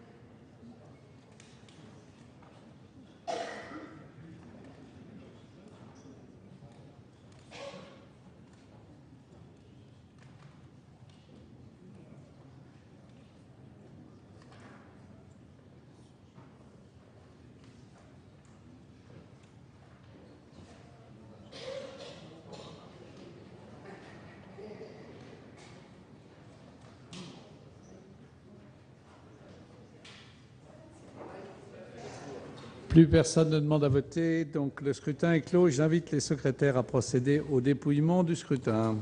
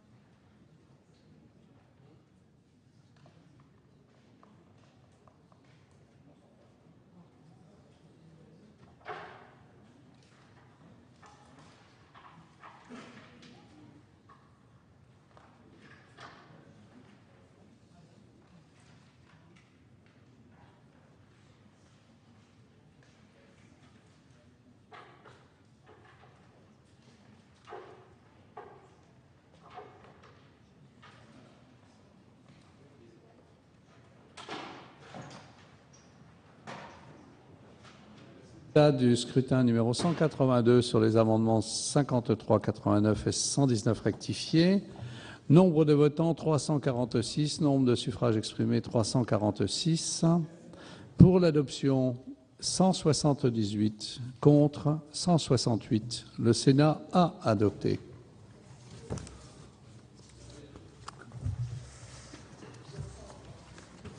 Après l'article 7, nous avons un amendement 66 rectifié bis, Monsieur Revet. Oui, merci Monsieur le Président. Si vous en êtes d'accord, je vais présenter en même temps le 66, 67, 68 et 58, puisqu'ils ont, même si ce ne sont pas les mêmes personnes concernées, c'est le même type d'amendement qui concerne les aides-soignants, les auxiliaires de puériculture, les ambulanciers, les travailleurs sociaux. Les formations comportent des enseignements magistraux et des temps de stage professionnels sur leur futur lieu d'exercice. À ce titre, les professionnels susvisés participent à la formation des élèves et étudiants aides-soignants dans le cadre de ces stages pratiques. Ainsi, pour ces étudiants élèves, les stages obligatoires conditionnent l'accès à la profession, et c'est vrai pour chacune des secteurs que j'ai indiqués il y a un instant. L'accès à la profession à laquelle il se prépare et toute difficulté pouvant y faire obstacle doit être levée. C'est pourquoi le présent amendement vise les stages liés à un cursus pédagogique intégré à la formation de ces futurs professionnels qui ne peuvent, de par leur spécificité, bénéficier d'aucune forme de rémunération de gratification à l'exclusion des indemnités liées aux contraintes engendrées par ces stages. Et donc, les 4 amendements qui sont différents, puisque ça concerne des personnes différentes, mais ont le même objet. C'est pour ça que je les présente en même temps. J'ai bien compris, Monsieur Revet, et je vous remercie. Monsieur le rapporteur, si vous voulez bien donner votre avis sur les 4 amendements, donc, puisqu'ils sont légèrement différents, mais je pense qu'on peut donner un avis commun sur les 4. Oui, Monsieur le Président, ces 4 amendements ont pour objet d'exclure de l'obligation de gratification des stages, donc des aides-soignants, des auxiliaires de puériculture, de mémoire des ambulanciers et des travailleurs sociaux. Donc, sur ces 4 amendements, ça ne surprendra pas M. Revet, il y a un avis défavorable de la Commission. Madame la Ministre, quel est l'avis du gouvernement? Même avis pour les mêmes motifs, Monsieur le Président. Bien. Donc, je vais mettre aux voix successivement ces 4 amendements. Pour le 66 rectifié bis, qui est pour, qui est contre, qui s'abstient, il n'est pas adopté. Pour le 60 rectifié bis, même vote, il n'est pas adopté non plus. Le 68 rectifié bis, même vote, il n'est pas adopté. Et le 58 rectifié bis, même vote, il n'est pas adopté non plus. Après l'article 7, j'ai donc 2 amendements en discussion commune qui sont présentés par Madame Procaccia. Oui, tout à fait. Le gouvernement a bien annoncé son intention de se lancer dans l'open data et un certain nombre d'ailleurs de ministères commencent à avoir des plateformes intéressantes. Or, en matière de stage, il apparaîtrait que si une plateforme en ligne était mise, ça la permettrait de donner des informations concrètes sur les offres de stage, sur les droits des stagiaires, sur les organismes d'accueil.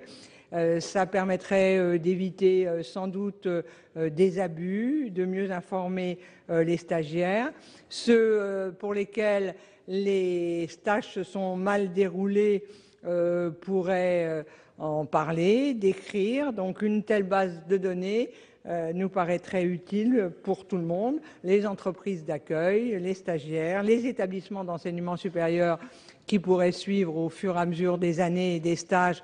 Quand il y a des milliers d'étudiants qui font des stages, il n'y a pas vraiment de regroupement qui peut se faire. Ça contribuerait à la transparence des pratiques et ça me paraît aller dans les souhaits du gouvernement. Le 86 est simplement un amendement de repli. Si le gouvernement me disait qu'il n'a pas les moyens matériels ou financiers de mettre en place, c'est de demander un rapport, encore qu'après l'intervention de notre présidente en commission sur tous les rapports demandés qui ne sont jamais remis, je préférerais ne pas avoir à présenter l'amendement de repli. Monsieur le rapporteur, quel est votre avis sur ces deux amendements? Monsieur le Président, la création de cette plateforme publique d'information, c'est une idée intéressante, mais qui, au vu de la multiplicité des acteurs concernés, nous semble très difficile à mettre en œuvre. De plus, ce n'est pas véritablement une démarche de type open data, car il n'y a pas aujourd'hui de grande base de données publiques à ce sujet sur lesquelles l'accès serait restreint. Donc la Commission a souhaité demander son avis au gouvernement. Quant à l'amendement de repli de Mme Procaccia, la Commission est assez défavorable à la multiplication des demandes de rapport. Donc c'est un avis défavorable. Madame la ministre, avis du gouvernement, s'il vous plaît. Oui, Monsieur le Président, Madame la sénatrice, en fait, l'un de mes prédécesseurs, Laurent Wauquiez, pour le nommer, avait tenté de mettre en place une centralisation des données sur les stages en donnant la gestion à l'ONICEP. C'était une banque de données, mais ça n'a pas marché tout simplement parce que ces offres se font au niveau des territoires et que leur centralisation s'est avérée tout à fait impossible.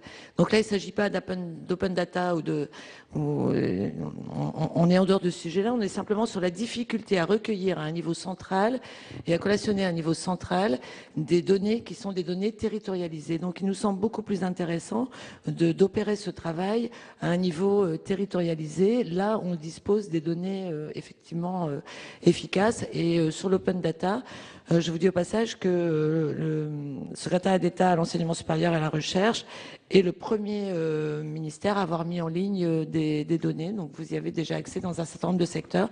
Mais en ce qui concerne les stages, vraiment, ils dépendent tellement du bassin d'emploi local que leur centralisation s'est avérée inefficace, même si l'idée est bonne. Donc pour ces raisons, je suis amenée à donner un avis défavorable. Bien. Monsieur Lenoir, pour explication de vote.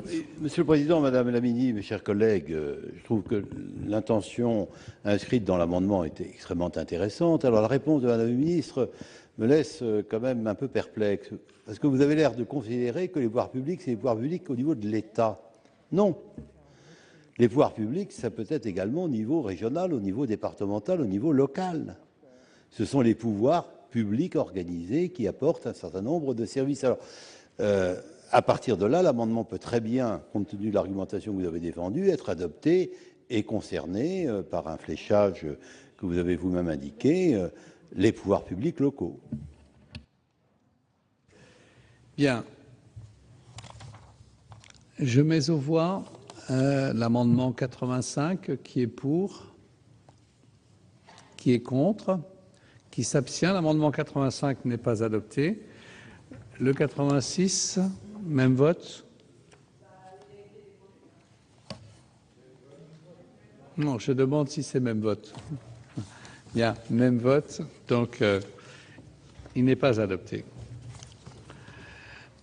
Après l'article 7, l'amendement qui n'est pas défendu, puis un autre, le 91, Madame Procaccia.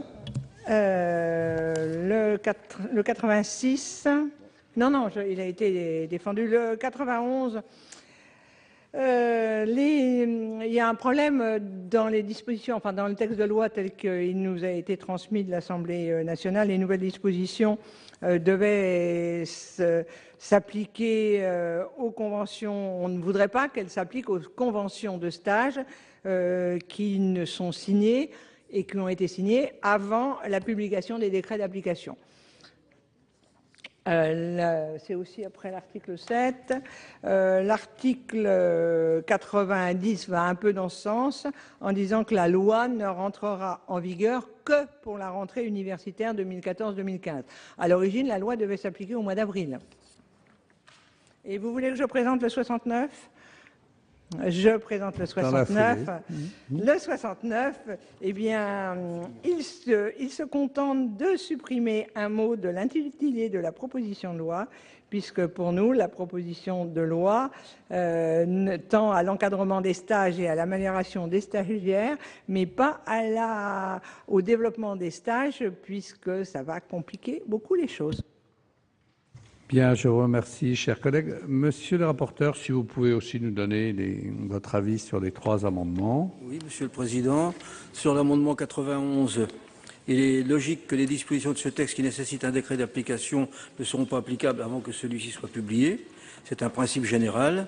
Et sur ce point, cet amendement est satisfait. En revanche, toutes les dispositions de ce texte n'appellent pas le décret. La plupart sont d'application directe et il ne faut pas retarder leur mise en œuvre. Comme à chaque fois, on souhaite que les décrets soient pris le plus rapidement possible. Donc c'est un avis défavorable.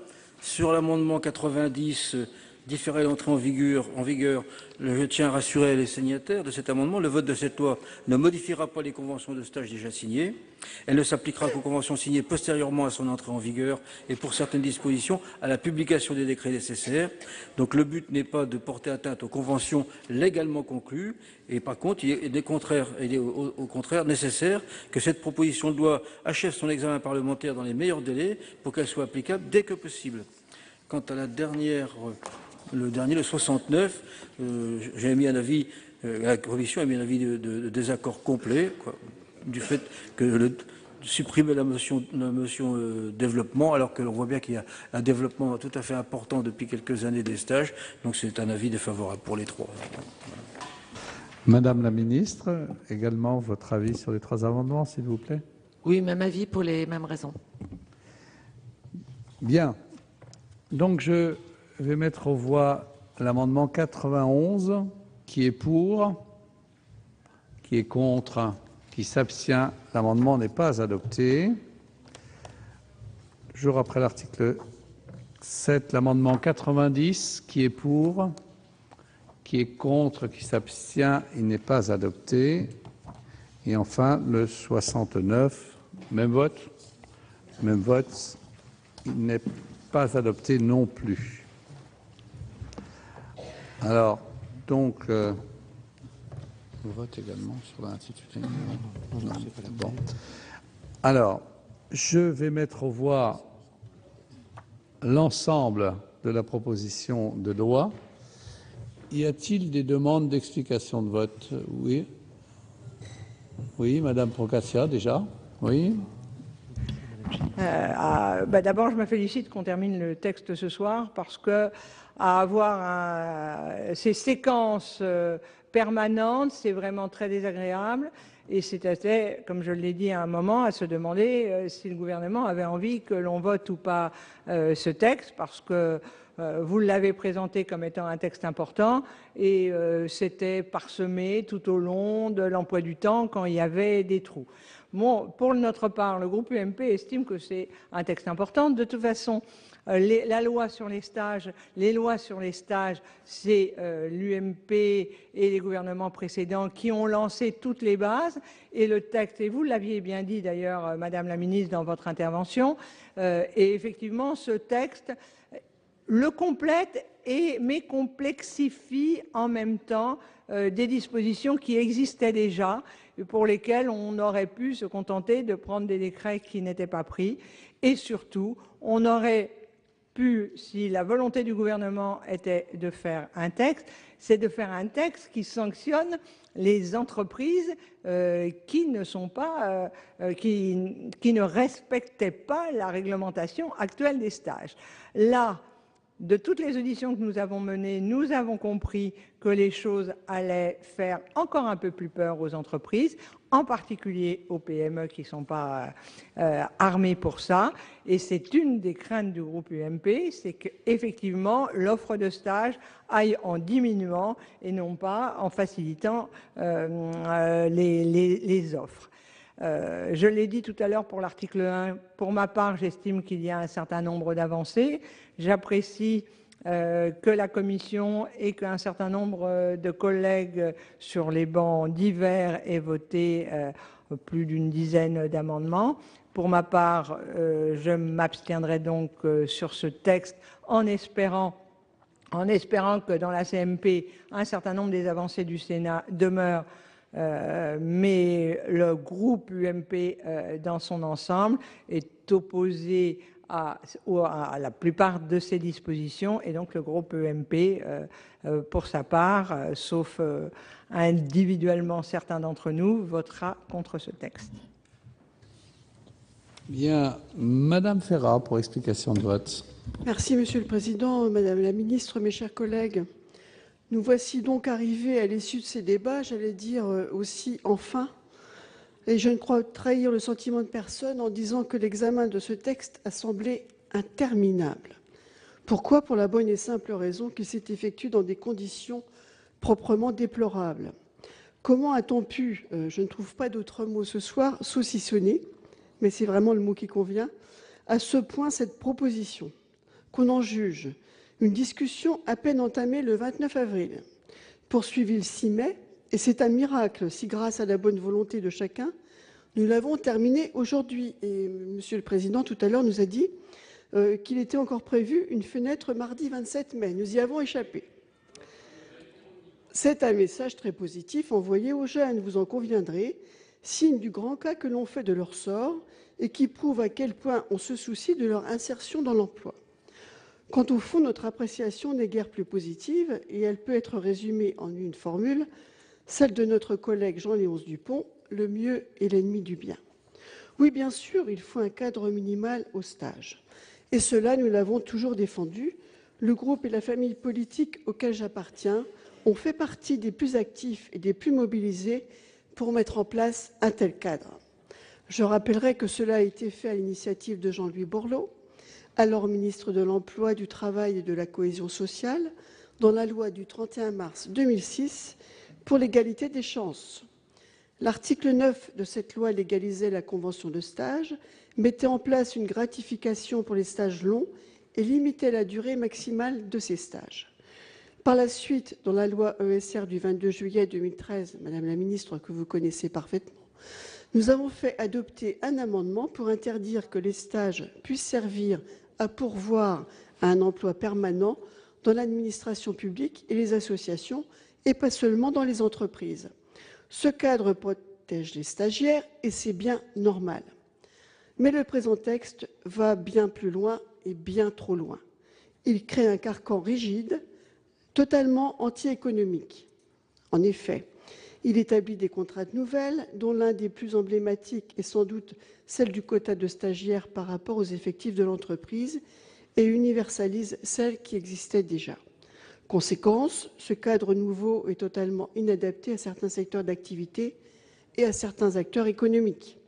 Exemple de secteur d'activité, celui d'agriculture et de l'enseignement agricole, pour lequel, vous l'avez compris, je me suis engagée. Comment voulez-vous que la règle de la gratification et de la durée maximale des stages y soit applicable? Pour autant, doit-on arrêter de former les jeunes? Le résultat risque donc d'être totalement contre-productif, puisqu'il conduira les jeunes à ne plus trouver de stage. Pour soi-disant mieux les protéger, on va les priver de cette voie d'insertion privilégiée. Je dis privilégiée et j'ajoute aussi incontournable, mais je l'ai déjà tellement répété, puisqu'aujourd'hui les stages sont indispensables pour valider nombre de formations. Le cadre mis en place par le texte est aussi totalement incompatible avec l'activité de certains acteurs économiques, tels que les PME et les entreprises naissantes. Ces entreprises ont besoin de stagiaires de manière plus souple pour survivre, prospérer et donc créer de l'emploi. Parce que le stagiaire d'aujourd'hui est le salarié de demain. C'est cela que l'on semble oublier. Encore plus fondamentalement, la philosophie même de ce texte est très problématique, puisqu'il tend à faire entrer le stagiaire dans un statut de salariat. C'est très grave. Parce que c'est oublier que le stagiaire est avant tout un jeune en formation. Parce que c'est aussi aux antipodes du choc de compétitivité et de simplification que nous appelons de nos vœux et qui, malgré tous les pactes de responsabilité, ne semble toujours pas devoir se profiler. Nous avions déposé un certain nombre d'amendements visant à assouplir le texte. Ils n'ont malheureusement pas été retenus. Dans ces conditions, Madame la Ministre, vous comprendrez que la très grande majorité des membres du groupe UDI-UC votent contre le texte présent. Merci de votre attention. Madame Génisson, pour explication de vote. Monsieur le Président, Madame la Ministre, Monsieur le rapporteur, mes chers collègues, la construction de l'avenir des jeunes est, j'en suis persuadée, une priorité politique que nous partageons tous. Les jeunes vivent aujourd'hui dans un environnement qui n'est pas toujours facile à assumer. Une longue phase de précarité est le lot de beaucoup d'entre eux, et cela concerne aussi beaucoup de ceux qui ont une formation. C'est dans ce contexte que les stages ont connu néanmoins ces dernières années un développement exponentiel. Pour de bonnes raisons, la professionnalisation des études, la capacité des entrants sur le marché du travail à être rapidement opérationnels et intégrés dans le monde du travail, mais aussi pour de mauvaises raisons. L'utilisation de jeunes souvent diplômés et immédiatement exploitables dans un contexte de fort chômage et de difficultés économiques. Le sujet du développement des stages, du statut des stagiaires, occupe le législateur depuis de nombreuses années. Ça a été dit par les intervenants précédents. Je veux rendre particulièrement hommage à notre rapporteur qui, depuis 2006 et au cours de nos débats actuels, a prouvé sa compétence, sa détermination, son engagement. Merci aussi à vous, Madame la Ministre, vous qui avez été à l'écoute des propositions émanant de nous tous, et nos débats ont été de grande qualité, même s'ils ont été longs. Avec ce nouveau texte, nous avons encore progressé. Nous protégeons mieux les jeunes, avec des dispositions concernant la durée des stages, le renforcement des missions des établissements d'enseignement, la définition plus précise des tuteurs, la limitation du nombre de stagiaires par enseignant et par entreprise, la lutte contre les abus de stage avec intervention de l'inspection du travail. Nous avons adopté 2 amendements très importants à l'initiative de notre rapporteur Jean-Pierre Godefroy. L'un pour l'augmentation de 90 € de la gratification minimale, l'autre pour que cette gratification soit obligatoire après 1 mois de stage pour les stagiaires de l'enseignement supérieur. Contrairement à certains, le groupe socialiste ne pense pas que les dispositions de ce texte vont tarir l'offre de stage. Nous soutenons que les entreprises, les collectivités, les associations dans leur grande majorité souhaitent participer à la construction de l'avenir des jeunes. Si la majorité des organismes les accueillent bien et même avec plaisir, il est important de définir des règles pour éviter les dérives. Les jeunes, dès lors qu'ils sont respectés, seront d'autant plus motivés. Ce texte est un signal fort pour l'intégration de qualité dans le monde du travail. Permettez-moi d'évoquer aussi la qualité de nos travaux concertés sur le sujet des stagiaires des maisons familiales rurales. Nous avons tous évoqué ce sujet et merci au gouvernement d'avoir trouvé le bon décret qui permet d'intégrer de façon satisfaisante ces stagiaires dans effectivement un lieu d'enseignement qui est tout à fait intéressant. L'Assemblée nationale a accompli une partie du travail sur l'examen de cette proposition de loi. Nous avons, je le pense, encore amélioré le texte et le groupe socialiste votera ce texte issu de nos débats très constructifs. Bien, Monsieur Revet, pour l'explication de vote. Oui, merci Monsieur le Président, Madame le Ministre. Mme Procaccia a indiqué tout à l'heure quelle était la position de notre groupe et je le partage, je fais partie de la très grande majorité qui ne vont pas voter le texte parce que je suis inquiet. Je suis inquiet des conséquences de certaines dispositions qui alourdissent les procédures. L'objectif, l'obligation pour des jeunes, c'est de faire des stages. Or, pratiquement sur tous les bancs, nous avons dit que nous étions souvent sollicités par des jeunes aux abois qui ne trouvaient pas de stage. Et leur diplôme était en cause. Je crains, très franchement, que les dispositions qui alourdissent les conditions pour les entreprises pour l'accueil de ces jeunes ne fassent un recul d'un certain nombre d'entre elles et que ce soit au détriment des jeunes qui doivent être notre objectif. Alors je souhaite que nous nous trompions, mais je crains que ce soit le cas et c'est pour ça que, comme la majorité du groupe, je voterai contre ce texte. Madame Cohen, pour explication de vote. Oui, Monsieur le Président, Madame la Ministre, mes chers collègues, je veux tout d'abord remercier notre rapporteur Jean-Pierre Godefroy parce que je trouve qu'il était particulièrement attentif tout au long des débats pendant la commission et puis dans l'hémicycle et qu'il a été fidèle à la proposition de loi qu'il avait fait en 2006. C'est d'ailleurs pour ça qu'on s'est pas mal retrouvés, même si on n'a pas réussi à faire adhérer l'ensemble de l'hémicycle sur un certain nombre de points. Donc je vais commencer par les choses que nous trouvons encore un peu trop frileuses ou trop négatives. Frileuses et trop négatives parce que, y compris le candidat François Hollande, s'était avancé par rapport à cet encadrement des stagiaires et notamment avait promis une allocation pour la jeunesse qui se fait attendre et à mon avis qui ne va pas voir le jour malheureusement. Donc je pense qu'on aurait pu faire preuve d'un peu plus d'audace pour aider à encadrer encore de meilleure façon les stagiaires.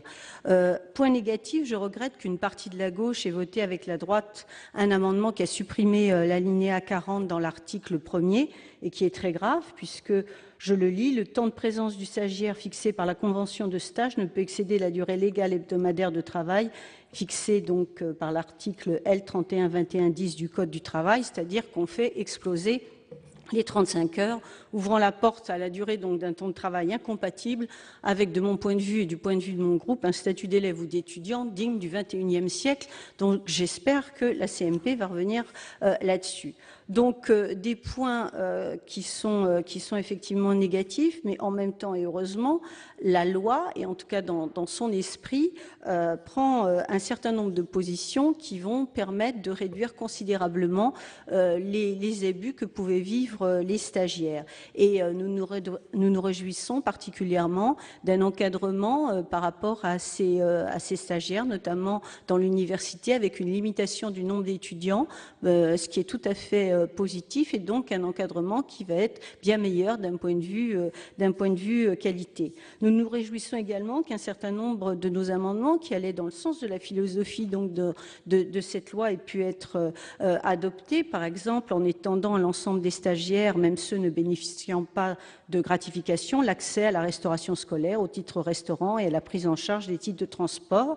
De même, en permettant aux stagiaires, dans l'impossibilité de poursuivre leur stage, d'avoir une autre possibilité de validation offerte par l'établissement d'accueil ou le réconfort. Donc je crois que tout ça, c'est intéressant, c'est positif, et je regrette que dans cet hémicycle, on ait trop voulu faire peur, en tout cas dans une partie de l'hémicycle, en disant que, en adoptant ces mesures positives dans l'intérêt des stagiaires, eh bien nous allions mettre en péril l'avenir des entreprises. Je ne le crois pas du tout. Je crois qu'au contraire, ça va permettre de modifier la qualité, aider à la qualité des stages et donc apporter plus de sécurité pour les futurs salariés s'ils sont embauchés. C'est dans ce sens donc que nous trouvons important de voter cette proposition de loi, et je vous dis en espérant vraiment que lors de la CMP, eh bien les désagréments qui ont pu être votés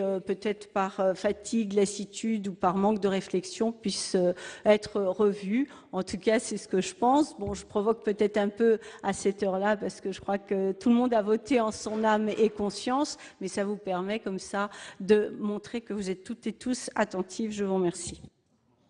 Bien. Monsieur Dessessart.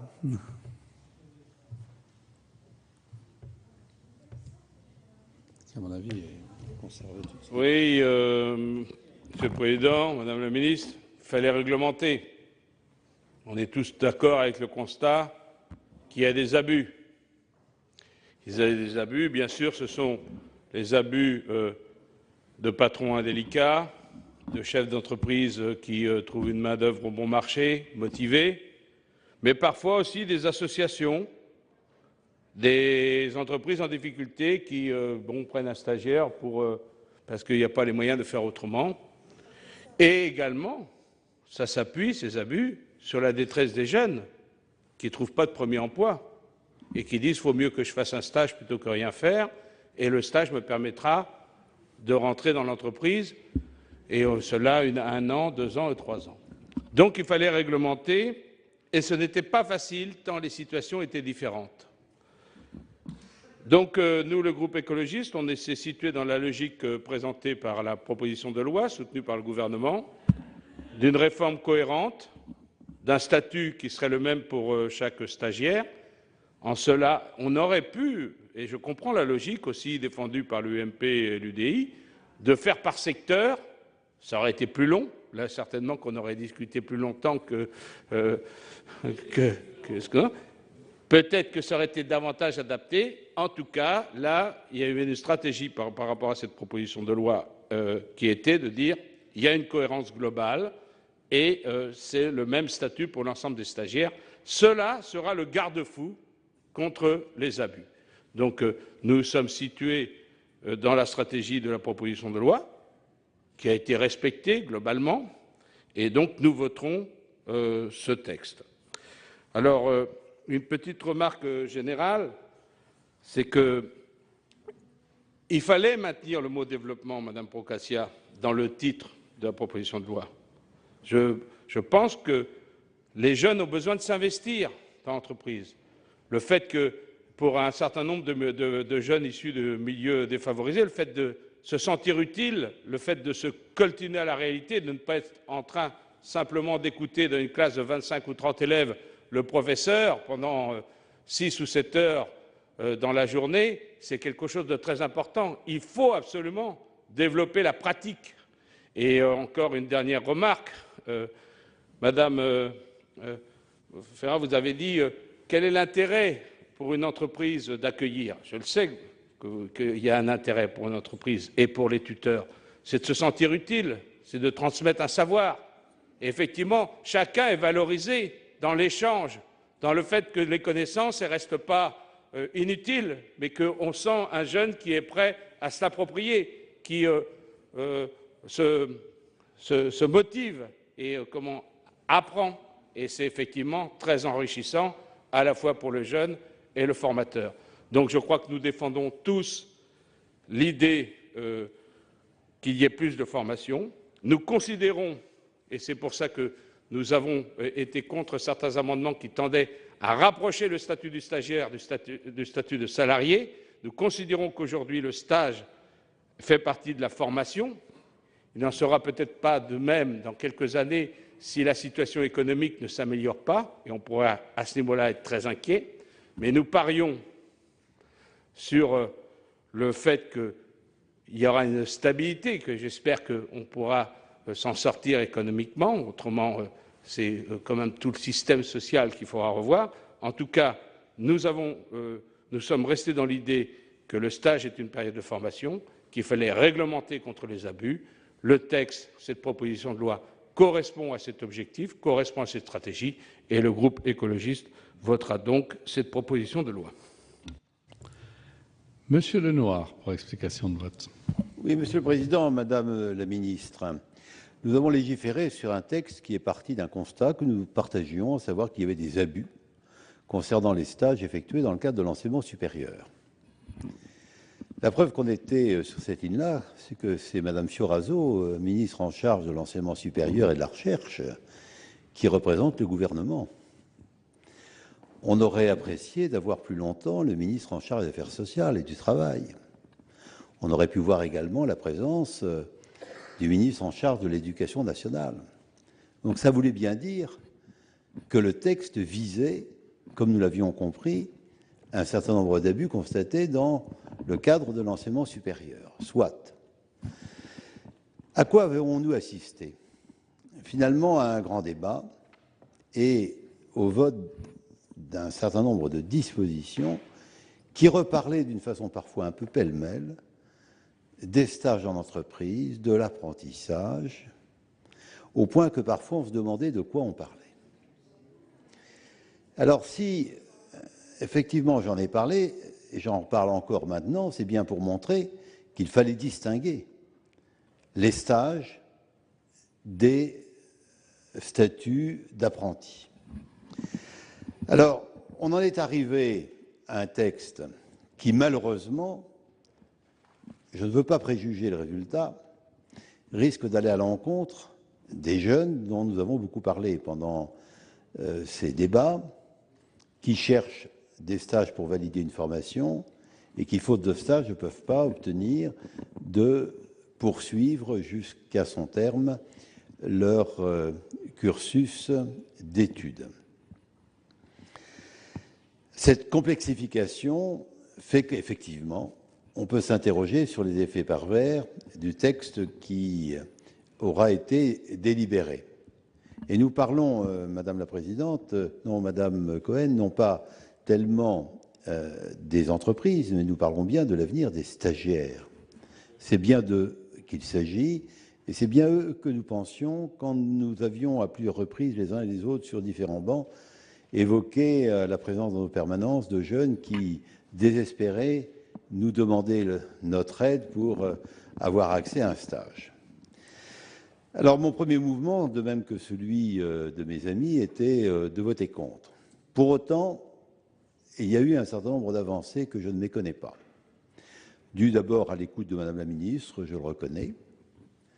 Vous avez écouté, y compris l'opposition, lorsque nous avons évoqué certains sujets. Nous avons eu l'impression que dans les heures qui avaient suivi notre séance de la semaine dernière, un certain nombre de démarches avaient été accomplies qui vous permettaient de vous rapprocher d'organismes de formation dont nous vous parlions.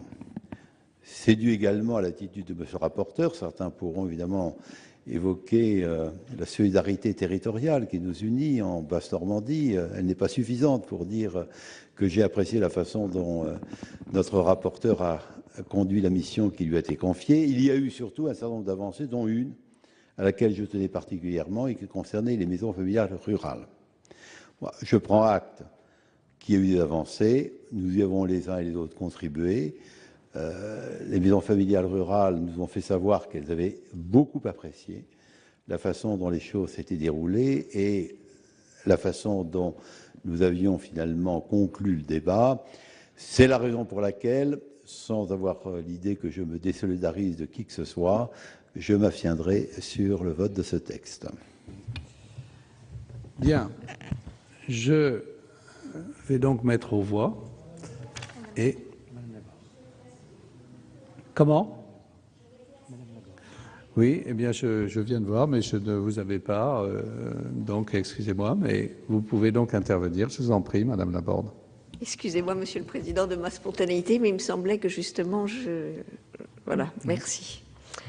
Donc, Monsieur le Président, Madame la Ministre, vu les efforts du gouvernement pour accepter un certain nombre d'amendements, par exemple, en effet, concernant les maisons familiales rurales ou sur certains avantages tels les tickets restaurants ou titres de transport pour tous les stagiaires, et enfin le dernier visant à inciter l'embauche des jeunes de moins de 26 ans qui passeraient du statut de stagiaire à celui de salarié en CDI, tous les membres du RDSE voteront cette proposition de loi.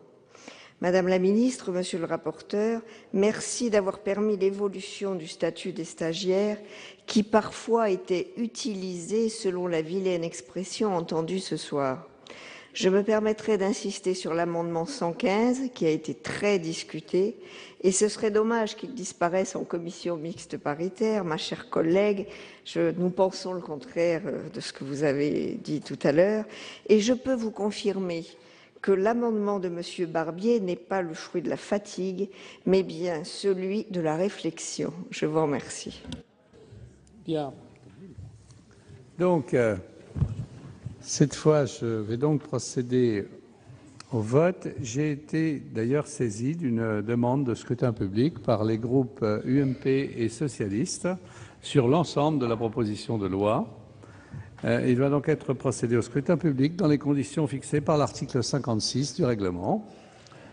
Le scrutin sera ouvert dans quelques minutes, quelques instants même.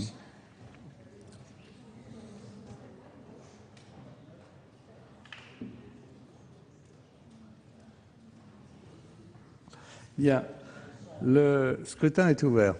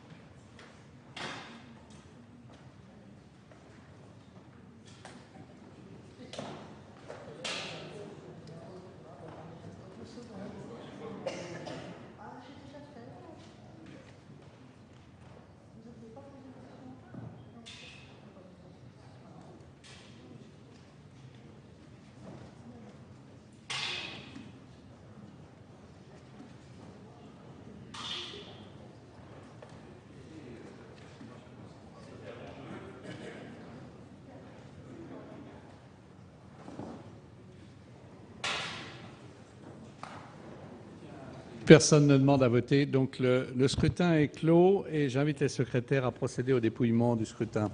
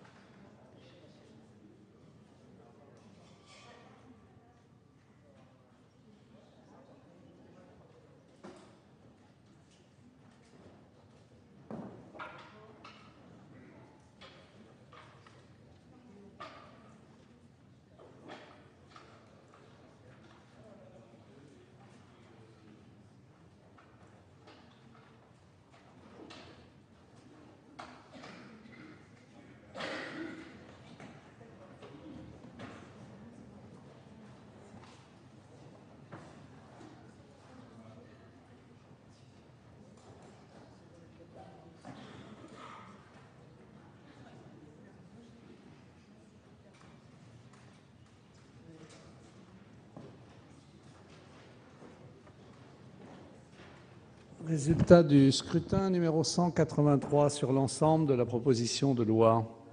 Nombre de votants 344, nombre de suffrages exprimés 331, pour l'adoption 181, contre 150. Le Sénat a adopté la proposition de loi tendant au développement, à l'encadrement des stages et à l'amélioration du statut des stagiaires.